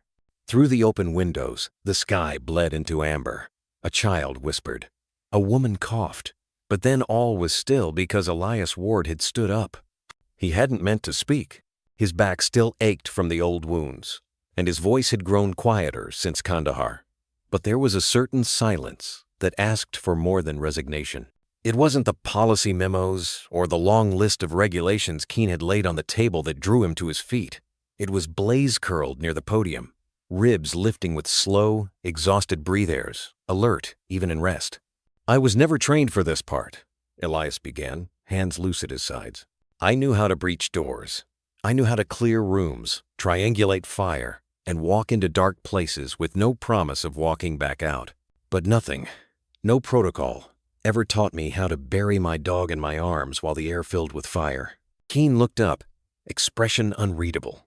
The others watched, eyes glassy, still. He's not a weapon anymore, Elias continued, voice gaining weight. He's what's left of me. The words settled heavy. For a long breath, no one moved. Blaze stirred at the sound, head lifting slightly. One ear perked, one torn a scar from an old mission. He blinked once at Elias, then closed his eyes again. That was all, but that tiny motion so simple broke something open in the room. From the back row, Mayor Halverson straightened.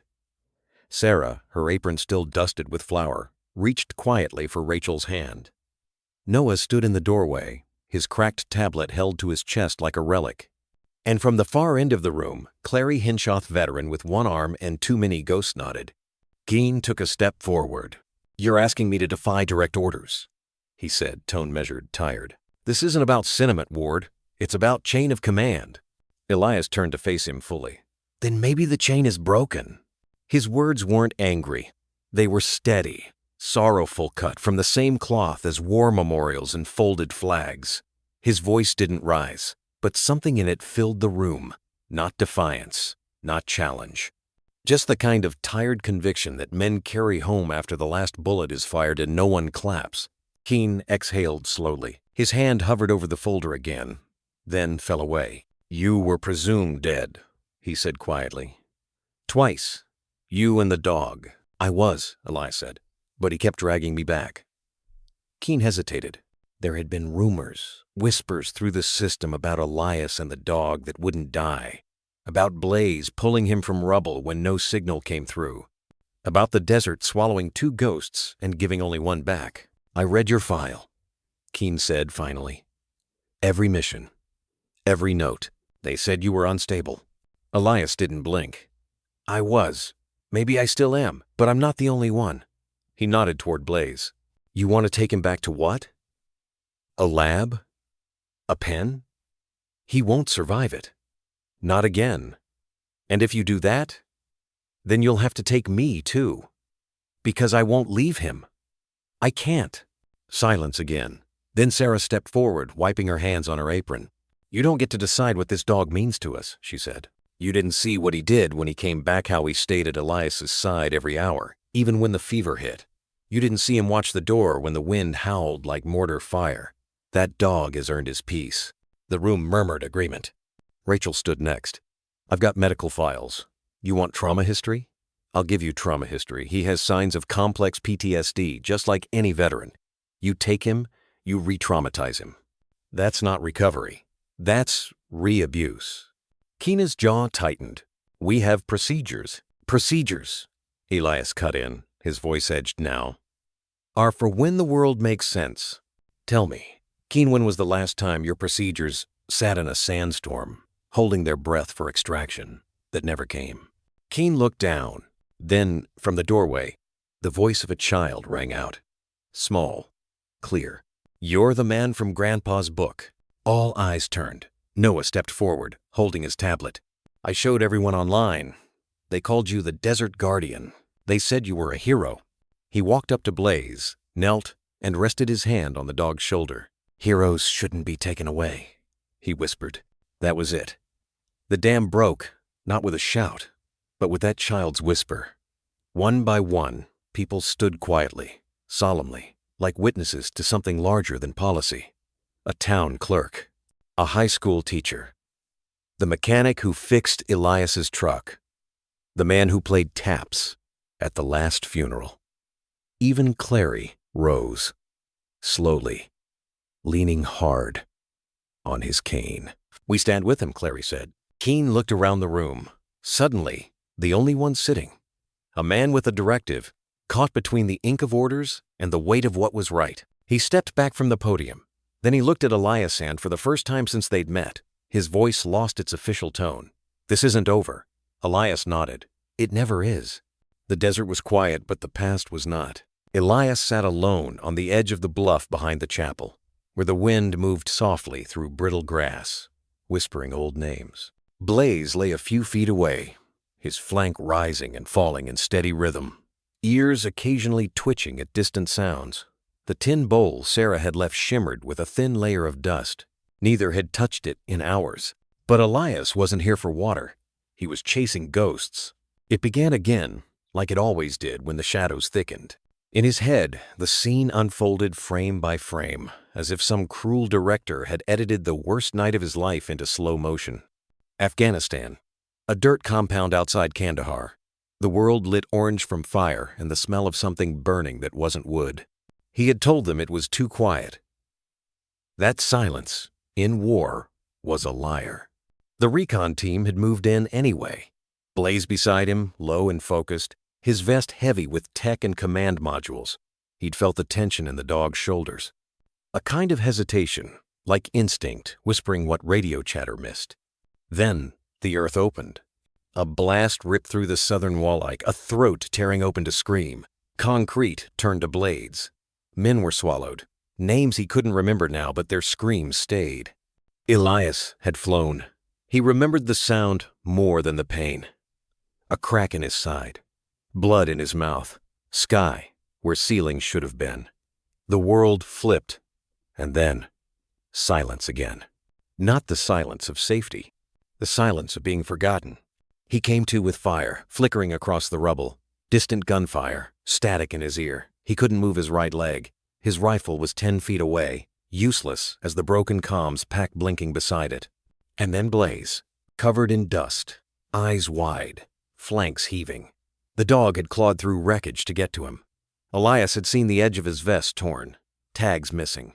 Protocol said Blaze should have retreated, should have found the backup unit. That was the training. But Blaze didn't move. Elias had whispered, voice cracked and wet. Go, save yourself.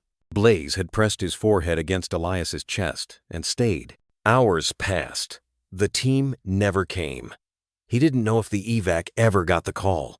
The rest of the night was a blur of crawling, dragging, of Blaze nudging his arm every time Elias slipped toward unconsciousness. And then, the long, unspeakable walk, 3 days, across open terrain.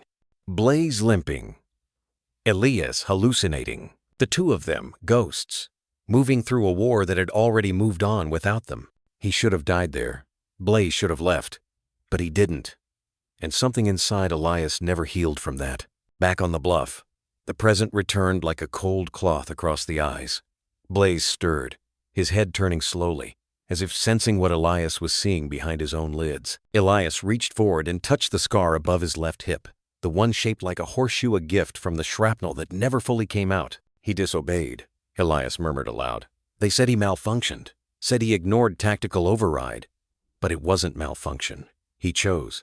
The words hung between man and dog like prayer and confession. In the distance, the town still buzzed with the aftermath of protests, news vans, and the whirlwind Noah's video had stirred. They called him the Desert Guardian now. But they didn't know what Blaze had really done. What it cost a creature bred for obedience to break command. "He's not just a dog," Elias whispered. "He's the reason I'm breathing.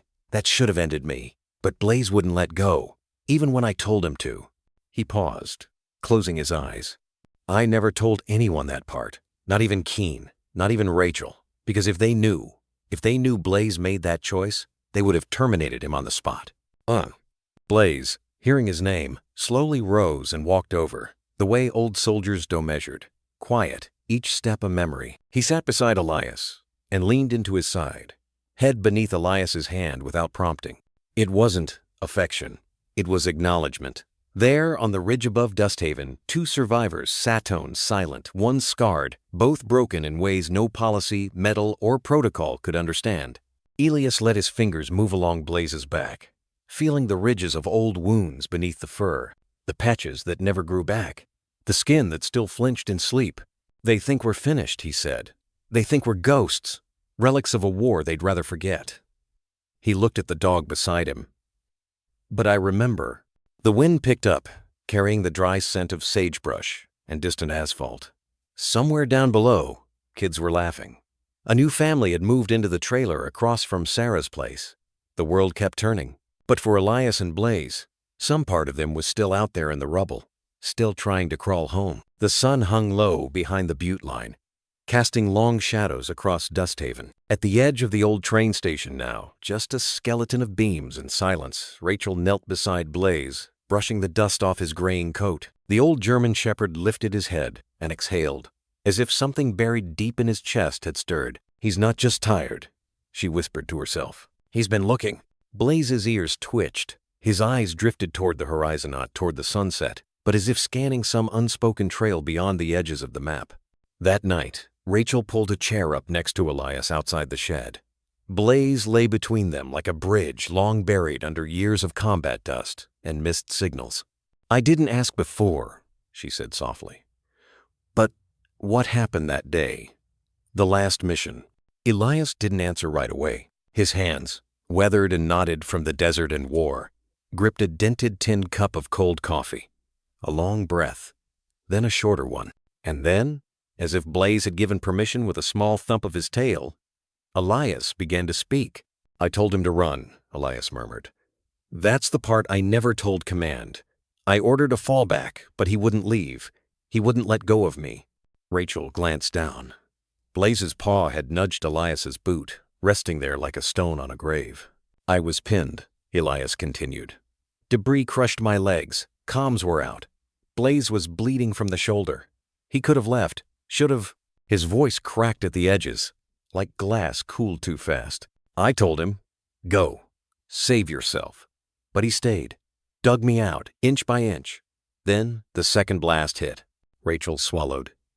"And after?" "I blacked out," Elias said. "Next thing I remember, he was gone. They said the unit swept the zone, didn't find any K9, just pieces of gear. They assumed he didn't make it.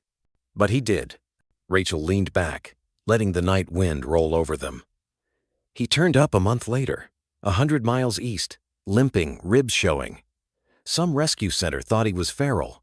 She reached into her pocket and pulled out a faded intake report, its corners soft from rereading. They had no idea who he was.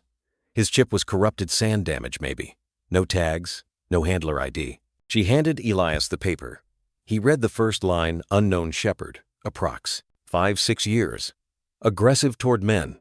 Reactive. Will require heavy desensitization.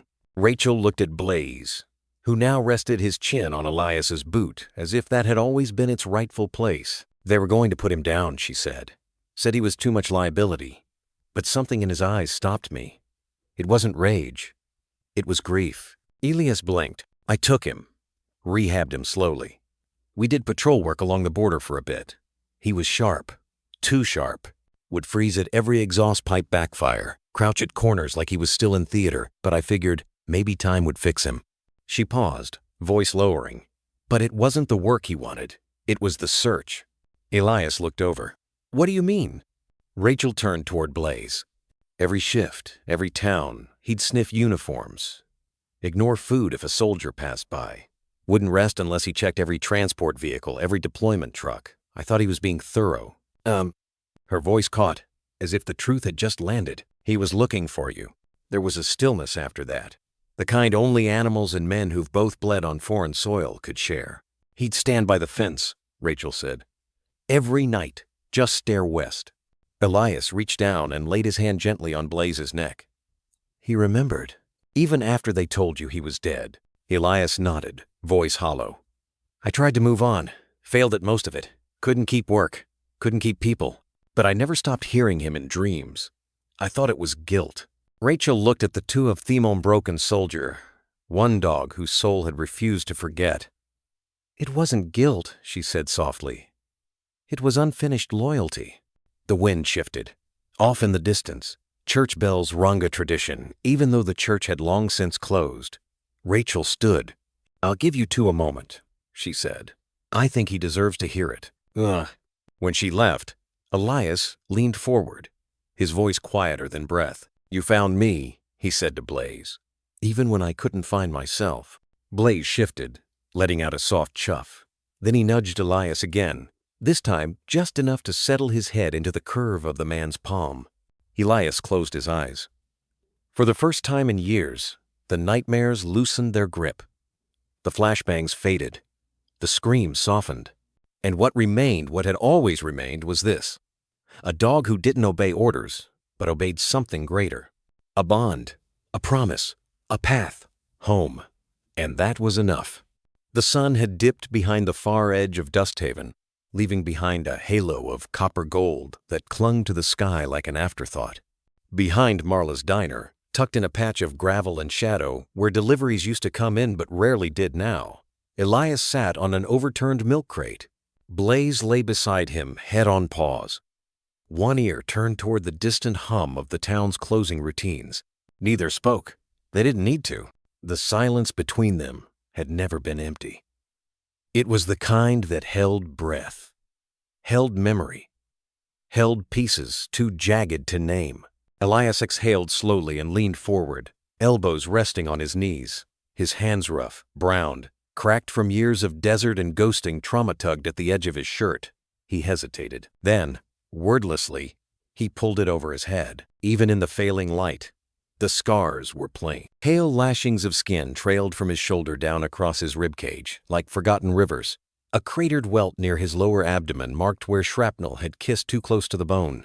And along his left flank, a stretch of warped tissue curvadirely symmetrical to the mark that ran down Blaze's side, beneath his left haunch. Blaze shifted. His head rose. Their eyes met. I used to think these made me half a man, Elias said, voice low and steady. Like I left the rest of me in that crater. Blaze didn't move, but something in his body responded. His breathing stilled. His tail gave the faintest thump, like memory had weight. Elias chuckled, but there was no joy in it. They told me I was lucky, that the dog did his job, saved me.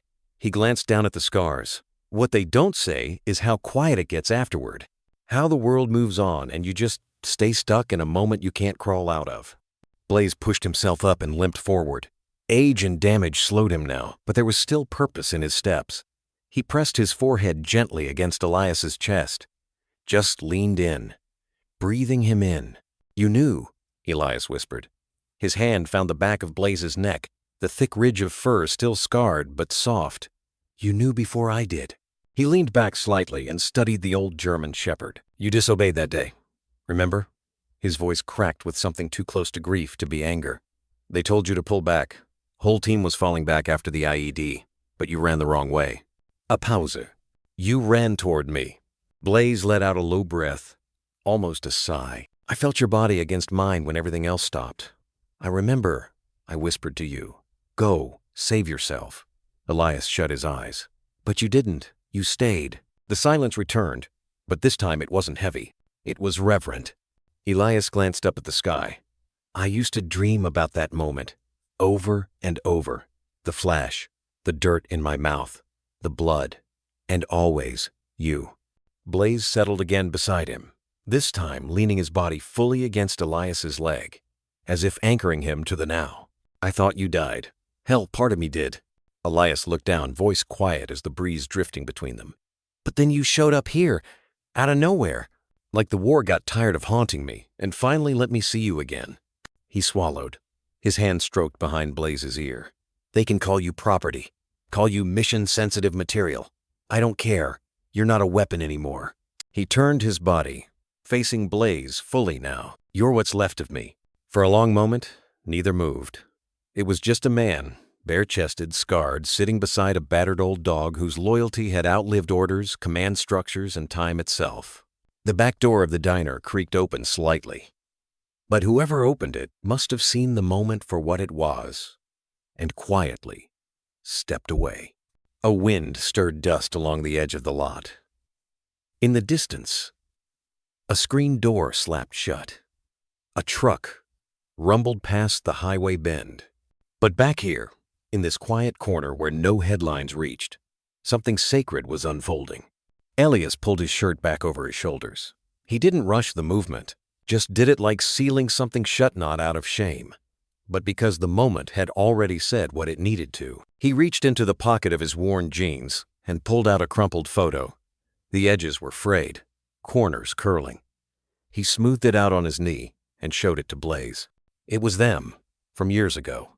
Blaze, lean and sharp-eyed, standing in full combat vest.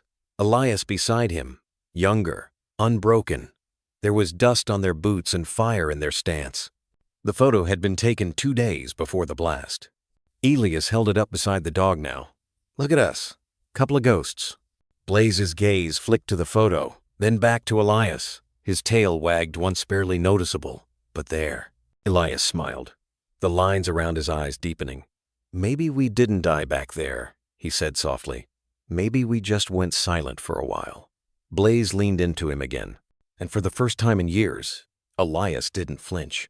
He didn't drift back into the sandstorms of memory, didn't tighten with guilt or brace for pain. He just breathed. Let the night come. Let the silence hold them, together. The sky had that kind of bruised gold hue. Dust Haven knew well where. Desert heat kissed the horizon and softened the hard lines of the day. It should have been like any other lazy afternoon, but not today. Today, the wind carried voices. Dozens gathered at the town bench outside the post office, the one under the cracked mesquite tree. Someone had stuck a cardboard sign to it. The paint ran a little from the sun, but the message held, "Let him stay." Another sign leaned against the mailbox. "He's family, not federal property." There were kids with smudged faces and dusty shoes, old veterans in their faded ball caps, waitresses from Ruby's Diner with aprons still tied, and ranchers whose boots hadn't left the earth since dawn. They didn't look like protesters. They looked like people trying to hold on to something they weren't ready to lose. In the middle of them all stood a woman who hadn't spoken publicly in nearly 12 years. Sarah Delaney. Her hair was streaked silver now, and the lines on her face weren't from age but from all the things she'd chosen to carry in silence. She stood with a small paper in her hand, the kind that trembles even before you begin. Next to her, Elias stood quietly, a gentle giant in worn flannel, and just at his heels silent, alert was Blaze. Someone handed Sarah a megaphone, but she shook her head. "No amplification. Just voice. She began low, steady. I was 26 when my husband left for Fallujah. He came back in a box 3 months later. The only thing that made me come out of that hole was a dog named Kane, military K9, retired. My counselor said it'd help. I thought she was nuts. But Kane, her voice broke for the first time. He never asked me to talk. He just laid there, breathing beside me. That sound his breathing had kept me here. She looked down at Blaze, then at Elias. I've seen that same sound in Blaze, the way he sits next to Elias at night, the way his body shifts if the wind changes. You can't program that. You can't buy that in some sterile room with fluorescent lights and training manuals. Silence settled, not the kind that awkwardly chokes a moment, but the kind that listens. Sarah folded her note and looked out over the crowd. They say he's government property, a tool.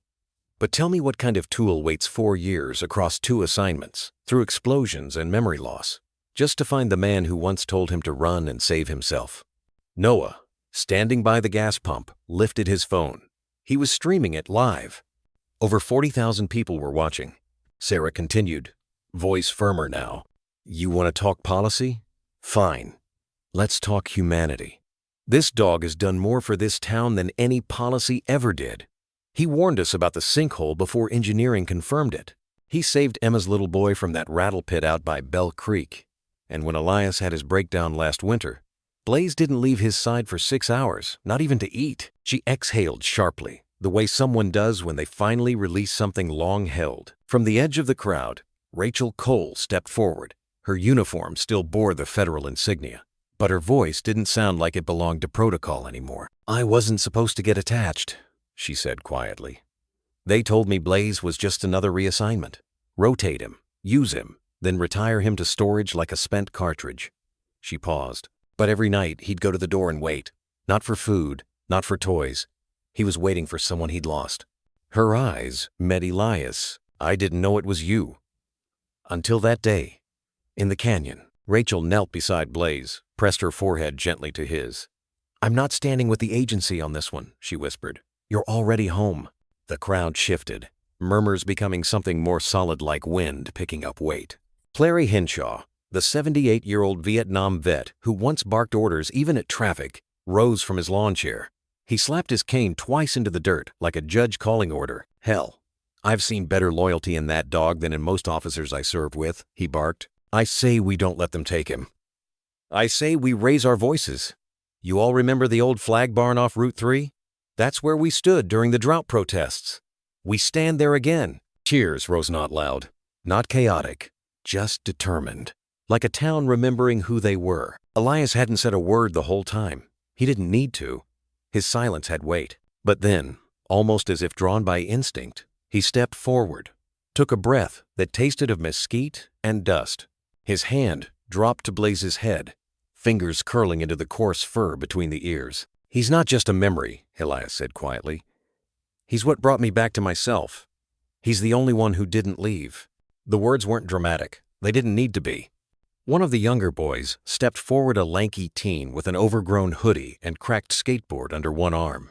He handed Elias a Sharpie and held out a cardboard sign. Write it, sir. Elias looked down. After a second's pause, he wrote in large block letters. He's not a tool. He's a survivor. The boy lifted the sign high, joining the rest.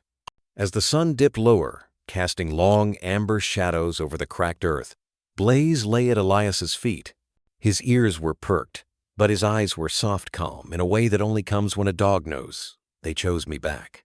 No trucks came that night, no agents, just a town refusing to be silent. And one man and one dog standing side by side, like they always had. The first van arrived just after dawn, its tires crackling over the gravel like an omen. The logo on the side read KZRM News. Local, but polished.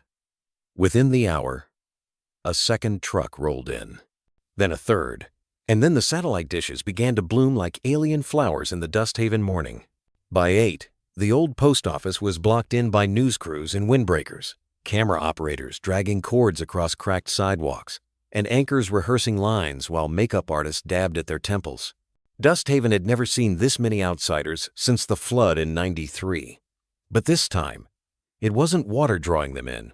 It was a man, a dog, and something that felt like defiance draped in dignity. Elias sat on the diner bench just as he had the day before, one arm over Blaze's shoulders. The German shepherd's ears flicked at every new sound, every unfamiliar footstep, but he never moved more than a few inches from Elias's side. They looked like they'd been carved from the same storm, silent, unbending, and weather-worn. The townsfolk held their distance at first, unsure of how to behave with boom mics and bright lenses turned their way. But then the signs reappeared. Let him stay. He served. He belongs. Kids repainted them during the night. Old misses. Clary sat by the door of the barber shop, knitting a scarf for Blaze in red, white, and blue. Rachel stood near the edge of the commotion, arms folded, her badge heavy on her chest. Her squad car was boxed in by a Channel 9 van. But she didn't ask them to move. She watched the swarm of voices encroach on Elias and Blaze and felt something settle hard in her chest, a mix of pride and fury. A young reporter in designer boots knelt beside Blaze, mic extended. Can we get a shot of him reacting to Elias's voice? Maybe something that shows the bond? Elias didn't blink. He's not a prop.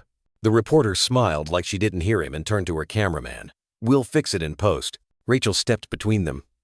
Back off, she said. Her voice was flat, but her hand hovered near her belt. You want to film something? Try a street interview. Or, better yet, read his service file. The reporter backed off, muttering about small-town hostility. Oh, quote. But Rachel didn't care. Blaze had bled on sand. Most of them had never stepped foot on. And Elias, God, she didn't even know the whole of it, but she'd seen enough in the way he'd traced the stitches behind Blaze's ear like sacred ground. By midday, a national anchor from a major network arrived. A polished man in a navy blazer, voice tuned to sincerity, every syllable smooth as silk. He stood before the camera with Dust Haven's war memorial in the background and began his segment live. We're here in Dust Haven, population just under 400, where a storm of controversy surrounds one soldier and his four-legged partner. This, he gestured toward Blaze, is the loyalty story of the decade. The words echoed. The loyalty story of the decade. People stopped what they were doing. Across town, radios hummed with the same voice. Televisions in cafes switched channels. The internet blinked to life with headlines. Decorated K9 faces federal extraction. Retired soldier fights for his dog's life. Hashtags were born before the coffee cooled. But through it all, Elias said nothing. He didn't need to. His silence became a kind of ancora, steady point in a media cyclone that wanted sound bites and sentimentality. But Elias wasn't offering a show. Just presence. Just truth. Blaze nuzzled closer to him at one point, pressing his head to Elias's thigh. Elias looked down and gave a slow nod, fingers sliding into the thick fur between Blaze's ears. No command, no cue, just an old ritual, the kind that survived IED blasts and bureaucratic orders. Nearby, Sarah watched from her porch. She hadn't spoken to a reporter yet, not even when one of them waved cash at her to get the story of the little diner that sheltered a war hero. She just sat with her hands folded in her lap, eyes unreadable. Later that day, as sunset bruised the sky with gold and violet, a group of veterans showed up from 3 towns over. They came without fanfare. No signs, no chants. Just their medals pinned to flannel, canes tapping gently on the earth. One of them bald, eyes cloudy with age, stepped forward and saluted Elias from across the street. No words were exchanged. They weren't needed. The cameras caught that too. Rachel leaned against her cruiser as the last of the sunlight fell. She saw Keene pull up near the town sign, his black SUV, dust-covered government plates catching the last light. But he didn't get out. He just watched. She knew what was coming. The order still stood. Blaze was still property. But something had shifted in the air like. The ground itself had grown teeth, and the town would bite before it bent. She looked over to Elias. He hadn't moved. But in his stillness, there was something unshakable. A quiet rebellion. A man who'd already buried too much to surrender the one thing that had walked through fire to bring him home. And Blaze? He lay there in the dust, tongue lolling slightly, one ear flicked back to listen. Not worried, not tired, just waiting. Because loyalty doesn't end with orders. It doesn't yield to headlines. And it damn sure doesn't retreat in front of a camera. The desert evening pressed down on Dust Haven like a held breath. From the second-story window of the motel, Elias could see the news vans idling by the edge of the town square. Antennas, like insect spines. Cameras stationed on tripods pointed toward the bench under the sycamore tree, his bench. The one where Blaze now lay curled up, chest slowly rising and falling, like he had nothing left to prove to the world except that he still belonged here. Keene stood by the fence outside the sheriff's office, one hand on his belt, the other holding a cell phone like it was made of lead. His uniform, normally crisp, was rumpled from a long day of dodging questions and managing tempers. Sweat streaked down his temples. Dust clung to his boots. His mouth moved, but his voice barely rose above the buzz of the cicadas. "Yes, sir, I understand. But with all due respect, the optics have changed." He paused. Eyes narrowed. Whatever he heard on the other end hit him square in the gut. His knuckles whitened around the phone. "We have a crowd every morning now. Protest signs, press. There's a pastor from Tucson coming to hold vigil tomorrow. This isn't just a retrieval anymore. It's something else now." Another pause, longer this time. When he finally hung up, the weight of that silence spread across the square. A few townsfolk who'd gathered near the old diner glanced his way. They didn't speak. They didn't have to. The lines had been drawn, but not in chalk. In memory. In loyalty. Keene rubbed his jaw, then looked toward the motel, where Elias watched him through slits in the curtain. Their eyes met for the briefest moment, enough for Keene to catch a flicker of something old and raw in Elias's gaze. Not anger. Not defiance. Exhaustion. The kind that doesn't show up in a discharge report or a VA file. The kind that lives in the bones of a man who's had to bury too many brothers and almost lost his last one to the red tape of the country he served. Keene crossed the lot slowly, boots crunching gravel. He didn't knock, just waited, hands on hips, until Elias opened the door. "Got a minute?" Keene asked. Elias nodded. No small talk, just motioned toward the motel chair under the awning. Blaze padded up behind him, head low but eyes alert. He didn't growl, didn't wag. Just stood close enough that his fur brushed against Elias's calf. Keene sat, elbows on knees. "They want him transported by Friday." Elias said nothing. "They'll review the case once he's in federal custody." That was their phrase. Review the case. His voice hardened, which we both know means they'll stuff him in a kennel at Fort Bramble and forget he existed. Elias breathed in sharply. His jaw clenched once before he spoke. "He saved more men than most of the names on those granite walls." "I know. Then why does it feel like we're watching him be erased in real time?" Keene ran a hand through his hair. "Because we are." The words landed with a dull thud. Elias stared into the empty horizon. His voice, when it came, was quiet. "I told him to run that night. The blast had blown my leg open in the shrapnel. I couldn't feel my left side. He came back anyway, dragged me 6 yards before the second blast knocked us both out." He exhaled, slow and shaky. "When I woke up, I thought he was dead. Turns out he'd been reassigned like surplus, like we never existed to each other." Keene said nothing, just listened. "He's not a weapon anymore," Elias whispered. "He's what's left of me." The motel's neon sign buzzed above them, casting a weak pink light that flickered on Blaze's gray muzzle. He looked older now, tired in the way only creatures who've carried secrets can be. "I gave them 20 years, Elias murmured. 3 tours, 19 comrades lost, and now they want to take the only one who came back with me." Keene swallowed hard. "They say policy doesn't bend for sentiment." Elias's eyes turned sharp. "Then policy is broken, is..." For a moment, the two men sat in silence. Two veterans from different wars, different uniforms, bound by a quiet understanding of how quickly institutions forget. From across the street, a teenage girl walked past holding a cardboard sign that read, "Let him stay." Behind her, a man in a wheelchair with a folded American flag on his lap nodded toward Blaze as he rolled past. The small crowd near the bench had grown larger. Lanterns had been strung along the trees. Someone passed around coffee in old paper cups. Keene's gaze drifted toward the people gathering. "You know the first thing I was taught as a recruit?" Elias shook his head. That no matter how bad it gets, you don't leave a man behind. He stood, cleared his throat. Guess it's time we start remembering what we taught. Elias rose too. He didn't smile, just laid a hand gently on Blaze's shoulder, feeling the warmth beneath the fur. Blaze leaned into the touch like a sigh, like he'd been waiting for this moment to exhale. As Keen walked back across the street, a camera light blinked on in the corner of the square. A reporter whispered into her mic, "In a surprising shift, it appears Sheriff Keen may be defying a federal directive." Elias didn't look away. Not this time. The tipping point had arrived, not with shouting, not with fists, but with the quiet, immovable presence of a dog who refused to leave his soldier. The helicopter's rotors shredded the silence, whipping sand into the air.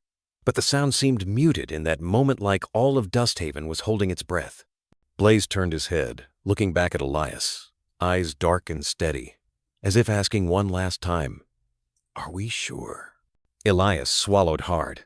He wanted to shout, to fight, to tear up the orders in his pocket and burn them. But all he did was step forward, crouching low until his face was level with Blaze's. His hands shook as they cupped the dog's head. "You did more than they'll ever know," he said, voice breaking like glass. "You stayed when everyone else ran. You carried me through hell, and I'll carry this you for as long as I breathe." Blaze pressed into him, muzzle brushing Elias's jaw, the way he used to after a mission. For a heartbeat, the world shrank to just that man and dog, hearts beating in a rhythm older than war or duty. A soldier cleared his throat, stepping closer. "Sir, it's time." Elias didn't move right away. He reached down, unclipped the harness, and let it fall to the ground. The act was quiet, but it felt like a declaration. He rubbed Blaze's scarred shoulder once, then stood, straightening his back like he had on his first day of service. "If you take him," Elias said, turning to the soldier, "you're taking me." The soldier hesitated, glancing back toward the Blackhawk. "Sir, that's not—" "I said, you're taking me." Elias's voice was calm, steady, but carried an edge that came from years of commands no one dared challenge. The soldier froze.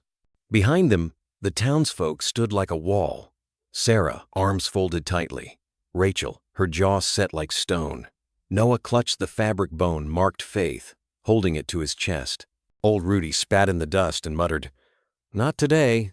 The officer's gaze swept over the silent crowd, then back to Elias. Something shifted in his stanceless defiance, more understanding. He took one step back, then another. "Sir," he said quietly, "nobody here saw a thing." And just like that, the Blackhawk's rotors slowed. Orders fizzled against the weight of a town's quiet refusal. The soldiers turned, moving back toward the bird, their eyes never leaving Elias and Blaze.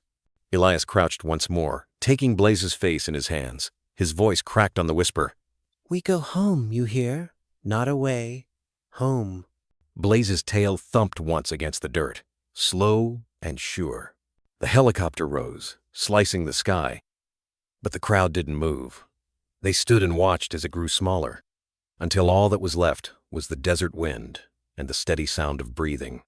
Elias looked around at the faces at Noah, still clutching the toy, at Rachel's hand, resting lightly on Sarah's shoulder. He nodded, a wordless thank you, and turned back toward the bench behind the diner. Blaze padded alongside him, shoulder brushing his leg. The bench waited beneath the mesquite tree, just as it always had. Elias sat down, dropping his gloves on the wood, and Blaze climbed up beside him, resting his head across Elias's lap. The sun slid higher, painting the horizon in gold. Dusthaven exhaled, and for the first time in years, Elias felt it tooth-weight lifting. Not gone, but shared. One last time. Elias nodded. Nothing dramatic. Just that slow, sure gesture, only shared between those who've survived things others never will. Rachel stood nearby, arms crossed tight to her chest, holding the faded blue bone Blaze used to carry around during their early days. He liked this more than treats, she had whispered earlier. Now, she simply stepped forward and placed it gently into Elias's hand. He bent down and offered it to Blaze, who took it, soft-mouthed, then released it with one last press of his muzzle against Elias's palm. He boarded. No hesitation, no command, just trust. The rotors began to roar. the tail of the helicopter swaying slightly as it prepped for takeoff. Dust stormed into the air again, dancing in erratic spirals like ghosts caught in the crosswinds. Coats flapped. Someone's hat tumbled across the sand. Still, no one moved. Noah stood on his tiptoes beside Sarah. He tugged gently at her hand. He didn't even flinch, the boy said, eyes wide. "No," Sarah replied. "He's been here before. Only this time. He's not leaving anyone behind." And this... The side door began to close, hydraulic arms pulling it slowly inward. Blaze sat near the edge, tail still touching the floor of the chopper, one paw resting on the line that connected his harness to the seat beside him. His eyes searched the crowd once more, not with panic, not with confusion, with memory. The kind of look a dog gives when he's seen everything worth remembering and is just making sure it stays. Then the door sealed shut.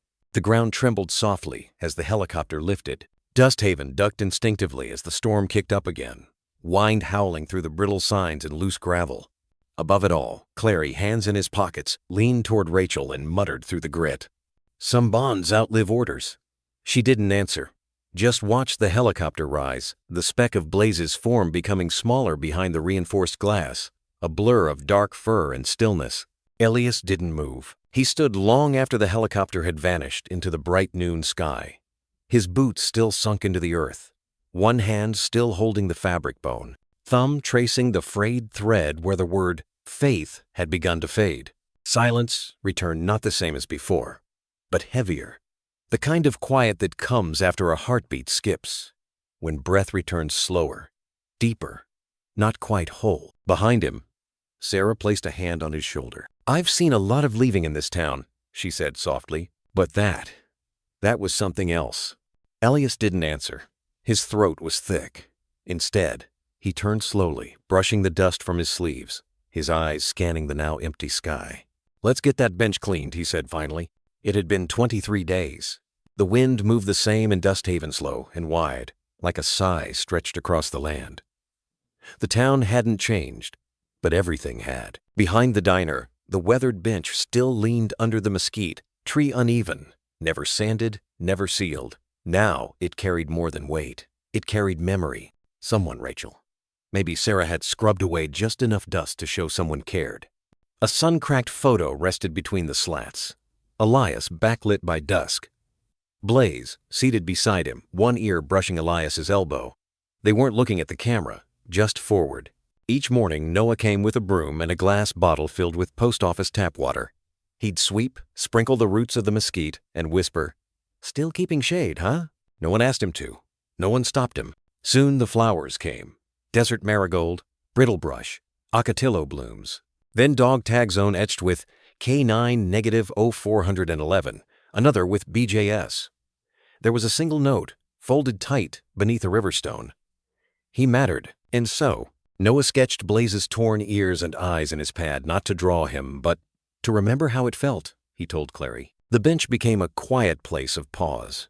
Rachel left a fabric bone frayed, faded blue, the stitching nearly erased. Sarah planted a small plaque beneath the tree, for the ones who stayed when no one asked them to. Visitors came, leaving tokens, a laminated thank you card, a tiny stuffed shepherd, a worn purple heart. The bench wasn't a monument, not officially, but it was one all the same. When Elias once asked Noah why he returned daily, the boy had simply said, "He listened to me when no one else did." As summer shifted to fall, shadows stretched longer, pods dropped from the mesquite. The bench stayed, and across those quiet mornings, the town learned some absences echo louder than presence. And some dogs leave ghosts you can sit beside, even when they're gone. The sun hadn't cleared the mesa when they gathered at the bench note speeches, just the murmur of boots on sand. Sarah led them, cradling the bronze plaque like something sacred. It had been forged in silence, funded by anonymous envelopes left in the post office slot. The bench faced east, catching the early gold of dawn. Noah had dusted it that morning. Fresh desert lilies lay on the seat, their edges curling in the dry air. Behind it, beneath the cottonwood, earth had been cleared. Clary held the spade.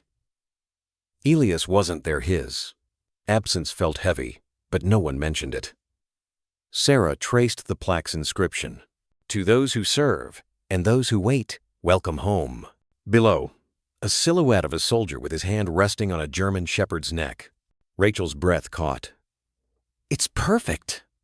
She clutched Blaze's frayed fabric bone, not ready to let go. Clary dug, each motion carrying the weight of memory of Blaze under the bench, of Elias's quiet gaze, of a loyalty that didn't bend. Sarah's hands trembled as she lowered the plaque with Rachel's help. "They'll ask why we did this here," Sarah murmured. "Not the cemetery. No rank, no title, because this is where he stayed." Noah answered without looking up. Sarah placed dog tags at the base, some real, some carved by hand. "Some of these belong to those who didn't make it home." Some were just stories people brought by. They all waited. Rachel laid the fabric bone on the engraving. "He liked this better than treats," she said, her voice breaking. Laudersoft, Needed rose among them. Deputy Mason cleared his throat. "Got word this morning. Blaze made it to the rehab center. They say he's adapting fast. Still looks for Elias in every hallway." "Stubborn mutt," Clary muttered. "Loyal," Sarah corrected. Noah tore a small page from his sketchbook, folded it, and tucked it under the lilies. When asked if Blaze would return, Sarah said, "Some do, in stories, in the wind. But even if they don't, we leave the light on." The rising sun touched the plaque, its bronze glinting as though alive. Then a sound of helicopter's low hum. Everyone froze, looking skyward. But it passed overhead. Still, for a heartbeat, they all turned toward the horizon. Sarah lingered last, brushing the plaque's edge. "Come home when you're ready," she whispered. "We'll be here." The mail came late in Dusthaven. It always did. Della, the postmistress, stepped outside, holding a cream-colored postcard. "Rachel? No return address, just your name." Rachel wiped her hands on her apron, frowning. The postcard's front showed a weathered porch, a pair of boots near the door, and a German shepherd sleeping with one ear half-cocked. Her breath caught. Blaze. On the back, written in careful letters, "He sleeps at my feet again. For the first time, I do too. E. G." Rachel read it 3 times, her chest aching with relief. She didn't tell Anu Sarah, not Noah, not Clary, who still carried old biscuits on Thursdays, just in case. Instead, she walked past the bench with its new note. "Heroes aren't always human, but they always come home."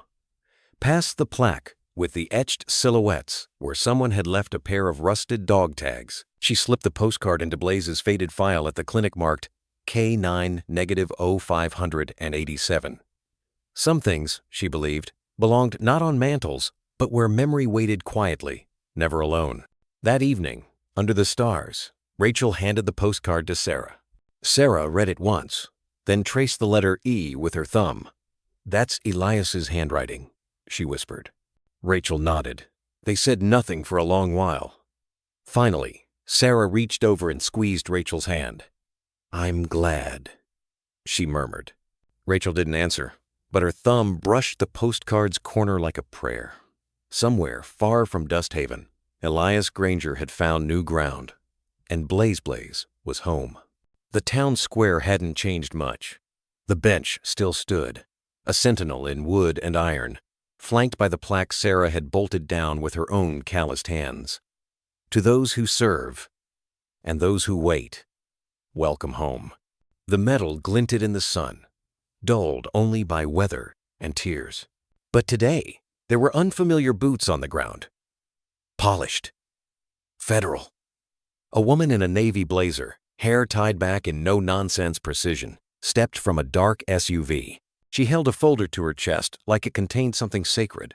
The mayor met her halfway, nodding with the respect of someone who had watched too many boys become soldiers and too many return with ghosts. "I'm here for the ceremony," the woman said simply, eyes catching the silhouette on the plaque, the kneeling soldier, the shepherd at his side. "You're a little early," the mayor said gently. She smiled, just barely. "Better that than late. We've been late on this long enough."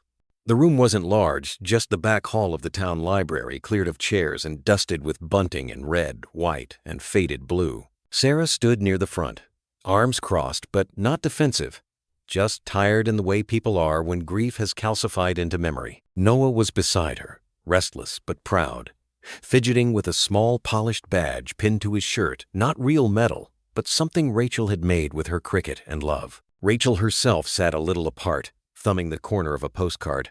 She hadn't shown it to anyone, not even Sarah, but she'd memorized it like scripture. He sleeps at my feet again. For the first time, I do too. E.G. She could still hear the door's soft click when it landed in the mailbox. Still feel the thud in her chest when she read it. When the federal official took the stage, if a small riser with a single microphone could be called that there was no fanfare, only a respectful hush. "We've come today to honor not just a town or a name, but an idea," she began. "An idea born not in Washington, but here in a patch of land so far from bureaucracy, it remembered something we forgot." She paused, glancing toward the bench visible through the open window.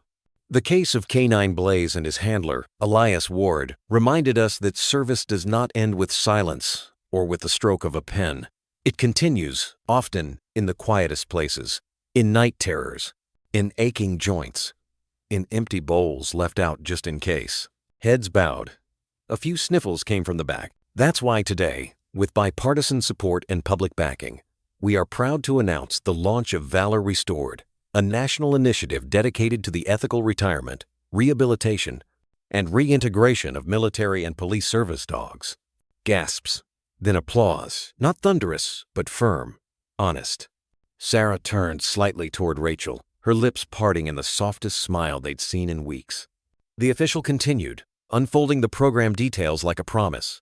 New sanctuaries built in rural towns, mental health support for handlers and adopters, legislation ensuring no dog would be put down for behavioral incompatibility without review by an independent panel. "For too long, we have honored the uniform and overlooked the fur beside it," she said. "That ends now." She held up a plaque smaller than the one outside, but inscribed with the same silhouette. "The first Valor Restored Center will be constructed near Granite Hollow. Not just because of Blaze, but because of what you all did when the world wasn't looking." After the applause, people lingered. Nobody rushed out, not even the federal staffers. Coffee was served from Sarah's thermos. Noah handed out hand-drawn flyers that read, "K9S are warriors too." A local artist brought in a wooden carving of Blaze's face, imperfect but unmistakable, with one ear slightly bent, just like Rachel remembered. Outside, the sun had tilted westward, painting everything in long amber shadows. "I thought they'd forget," Sarah murmured, watching the crowd from a distance. "They almost did," Rachel replied. "Until someone didn't let them. They stood in silence, each clutching their own piece of memory, a towel still scented faintly of desert dust, a toy bone stitched with faith, and a postcard that said more than any speech ever could. In the distance, a boy ran up the trail behind the library, past the bench, past the plaque. He had a stick in his hand and hope in his eyes. And not far behind him, limping but determined, was a graying German shepherd, not Blaze, but someone else's partner. Another warrior, finally home. The shelter was quiet on rainy mornings. Drops tapped the tin roof in a rhythm too gentle to disturb, but enough to keep most visitors away. Inside, the rows of kennels stretched like silent hallways of forgotten storysome. Too short, some unfinished, and some waiting. Noah stood at the far end, hands in the pockets of a jacket too big for his growing shoulders. His hair had gotten longer. He still wore that expression softened at the edges, yet old in the eyes.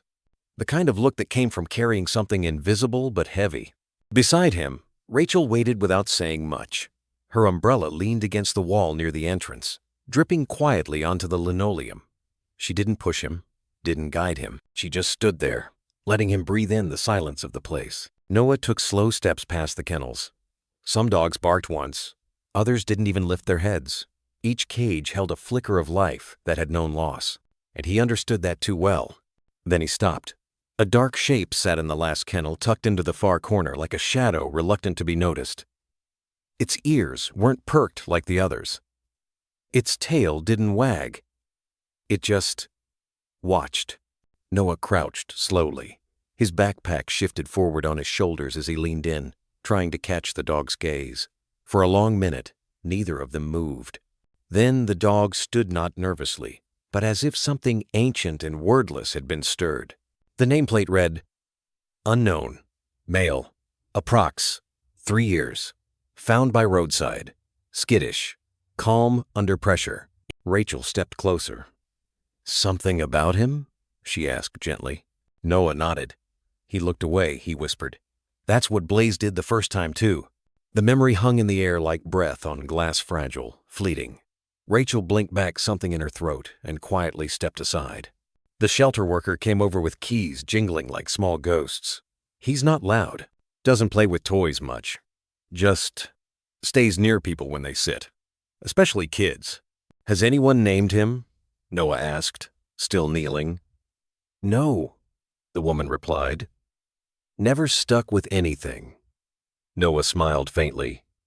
Then I will. He reached into his backpack and pulled out a small, worn objective scrap of cloth, once part of a military harness. Blaze's. The stitching frayed, the scent faded, but still holding something more than time. He laid it on the ground near the kennel bars. The dog looked at it, then at the boy, and stepped forward. Slow, deliberate, until his nose touched the cloth. Noah whispered, Your name is Echo. The dog's tail moved not wildly, but enough. Enough. Later that afternoon, the clouds parted just long enough to let sun reach the town square. Rachel stood near the bench, the one where Blaze used to sit, back straight, eyes alert. It was still there, of course, kept clean, guarded, in spirit, by every hand that had left a flower or a note. Noah came up beside her, Echo at his side, close enough that their strides matched. Someone had already carved it into the new collar. Echo, born from silence, raised by memory. They sat together, boy and dog, on the bench that once knew another shadow. Echo rested his head on Noah's knee, just as Blaze used to. The weight different, but the warmth the same. Rachel watched in silence, then reached into her bag and handed Noah a small parcel wrapped in brown paper. Inside was a stitched fabric bone. The same design, same color, but this one bore a new word. Begin. Noah didn't say anything. He just held it in his hands for a long moment, then placed it gently between Echo's paws. I think he'd want you to keep going, Rachel said, voice tender. Not just remember, but begin again. Noah nodded. He looked at the dog beside him, so new, so different, and yet, somehow, carrying the quiet echo of something that never really left. In the soft hum of the town settling into twilight, the wind brushed past them, carrying the scent of wet earth and something else. Something like peace. Across the street, the old Sheriff Clary stood leaning against a post, arms folded. He watched the boy and the dog for a moment, then tipped his hat, almost to no one. Some shadows, he murmured, aren't meant to haunt, just to walk beside. Then he turned and walked on, boots scuffing gently against the gravel road like a final page turned, not closed. There are moments when the world grows so quiet, it seems even time is holding its breath. The sun had begun its slow descent beyond the ridge of Dusthaven, bleeding golden light across the sand-blown horizon. The wind, once biting and restless, now curled like a sleeping animal at the edges of the plateau. Everything shimmered in that sacred hour, the sky swollen with amber hues, shadows long and soft, and the desert whispering in tones only the heart could understand. Atop the familiar rise, where the bench still stood alone but never empty, Noah sat cross-legged in the dirt, his eyes on the sky, his fingers tangled in the fur of Echo, the young shepherd lying beside him. It wasn't Blaze, it never would be. But the boy didn't need a replacement. He just needed someone to sit with, in silence, while the world tried to remember how to be gentle again. Echo's tail thudded once against Noah's boot. Not a bark, not a nudge, just a quiet reassurance that he was there. Down below, the town of Dusthaven was winding to a close. The diner lights flickered on in rhythm with the stars. The flag outside the sheriff's station hung still. And on the side of the outpost, wall newly painted but already touched by dust, was the silhouette. A soldier kneeling, his arms slung around a German shepherd. Underneath, to those who serve, and those who wait welcome home. In the chapel's open doorway, Sarah lingered. She had come to leave flowers earlier that morning, desert blooms tough enough to survive even the cruelest sun. Now, she watched the two figures on the hill. Clary stood beside her, arms crossed, his voice low. He's been up there every night this week. Sarah nodded. He's not talking to Blaze anymore. He's listening." They stood in silence for a while. Then Clary murmured, "You know, the old man once said God walks on 4 legs when he wants us to remember how to love without condition." Sarah smiled barely. "And sometimes he comes back, just to see if we've learned." Back on the ridge, Noah leaned into Echo's side. The dog didn't flinch. He stayed anchored, as if the boy's weight belonged there. From his jacket pocket, Noah pulled out a folded sheet. Weathered. Soft. At the creases.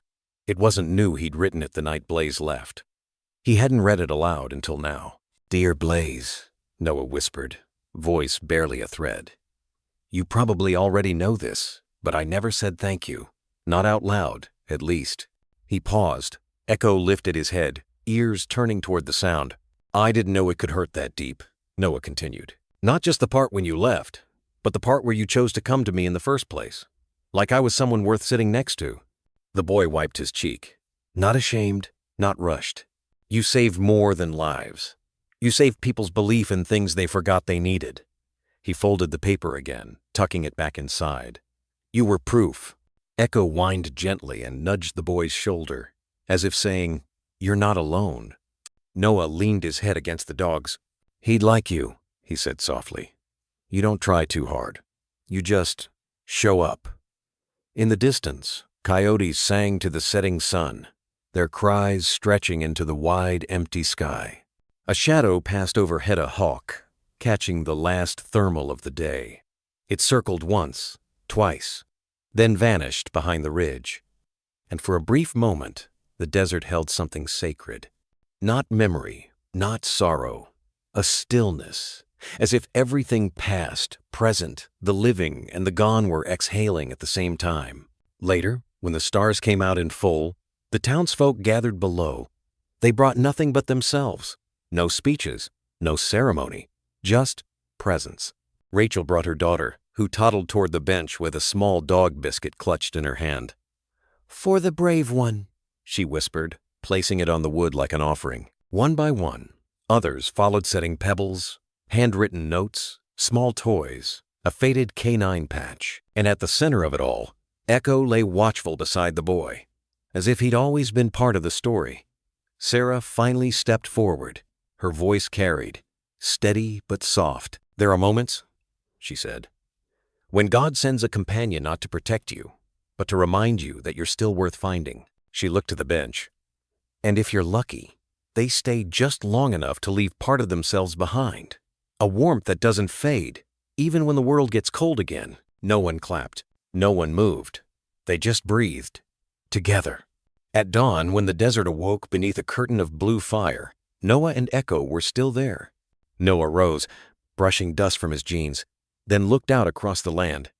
There, where the light touched the ground first, something shimmered like footprints that had never left. He didn't say goodbye. He simply walked down the ridge, Echo at his side. And the wind followed them, gentle and warm, as if it too remembered the shepherd who had once sat in silence, watching, waiting, loving. God walks on 4 legs. Sometimes he leaves paw prints, and sometimes he comes back. Some bonds defy time. Others, like the ones we share with dogs, quietly shape who we become. Through every chapter of this story, Grief, hope, second chances, what stayed constant was the presence of a dog, not just as a companion, but as a quiet guardian of our better selves. German shepherds, especially, carry a kind of loyalty that humbles us. They don't ask for much, just to be near us, to serve in silence, to stay until the end.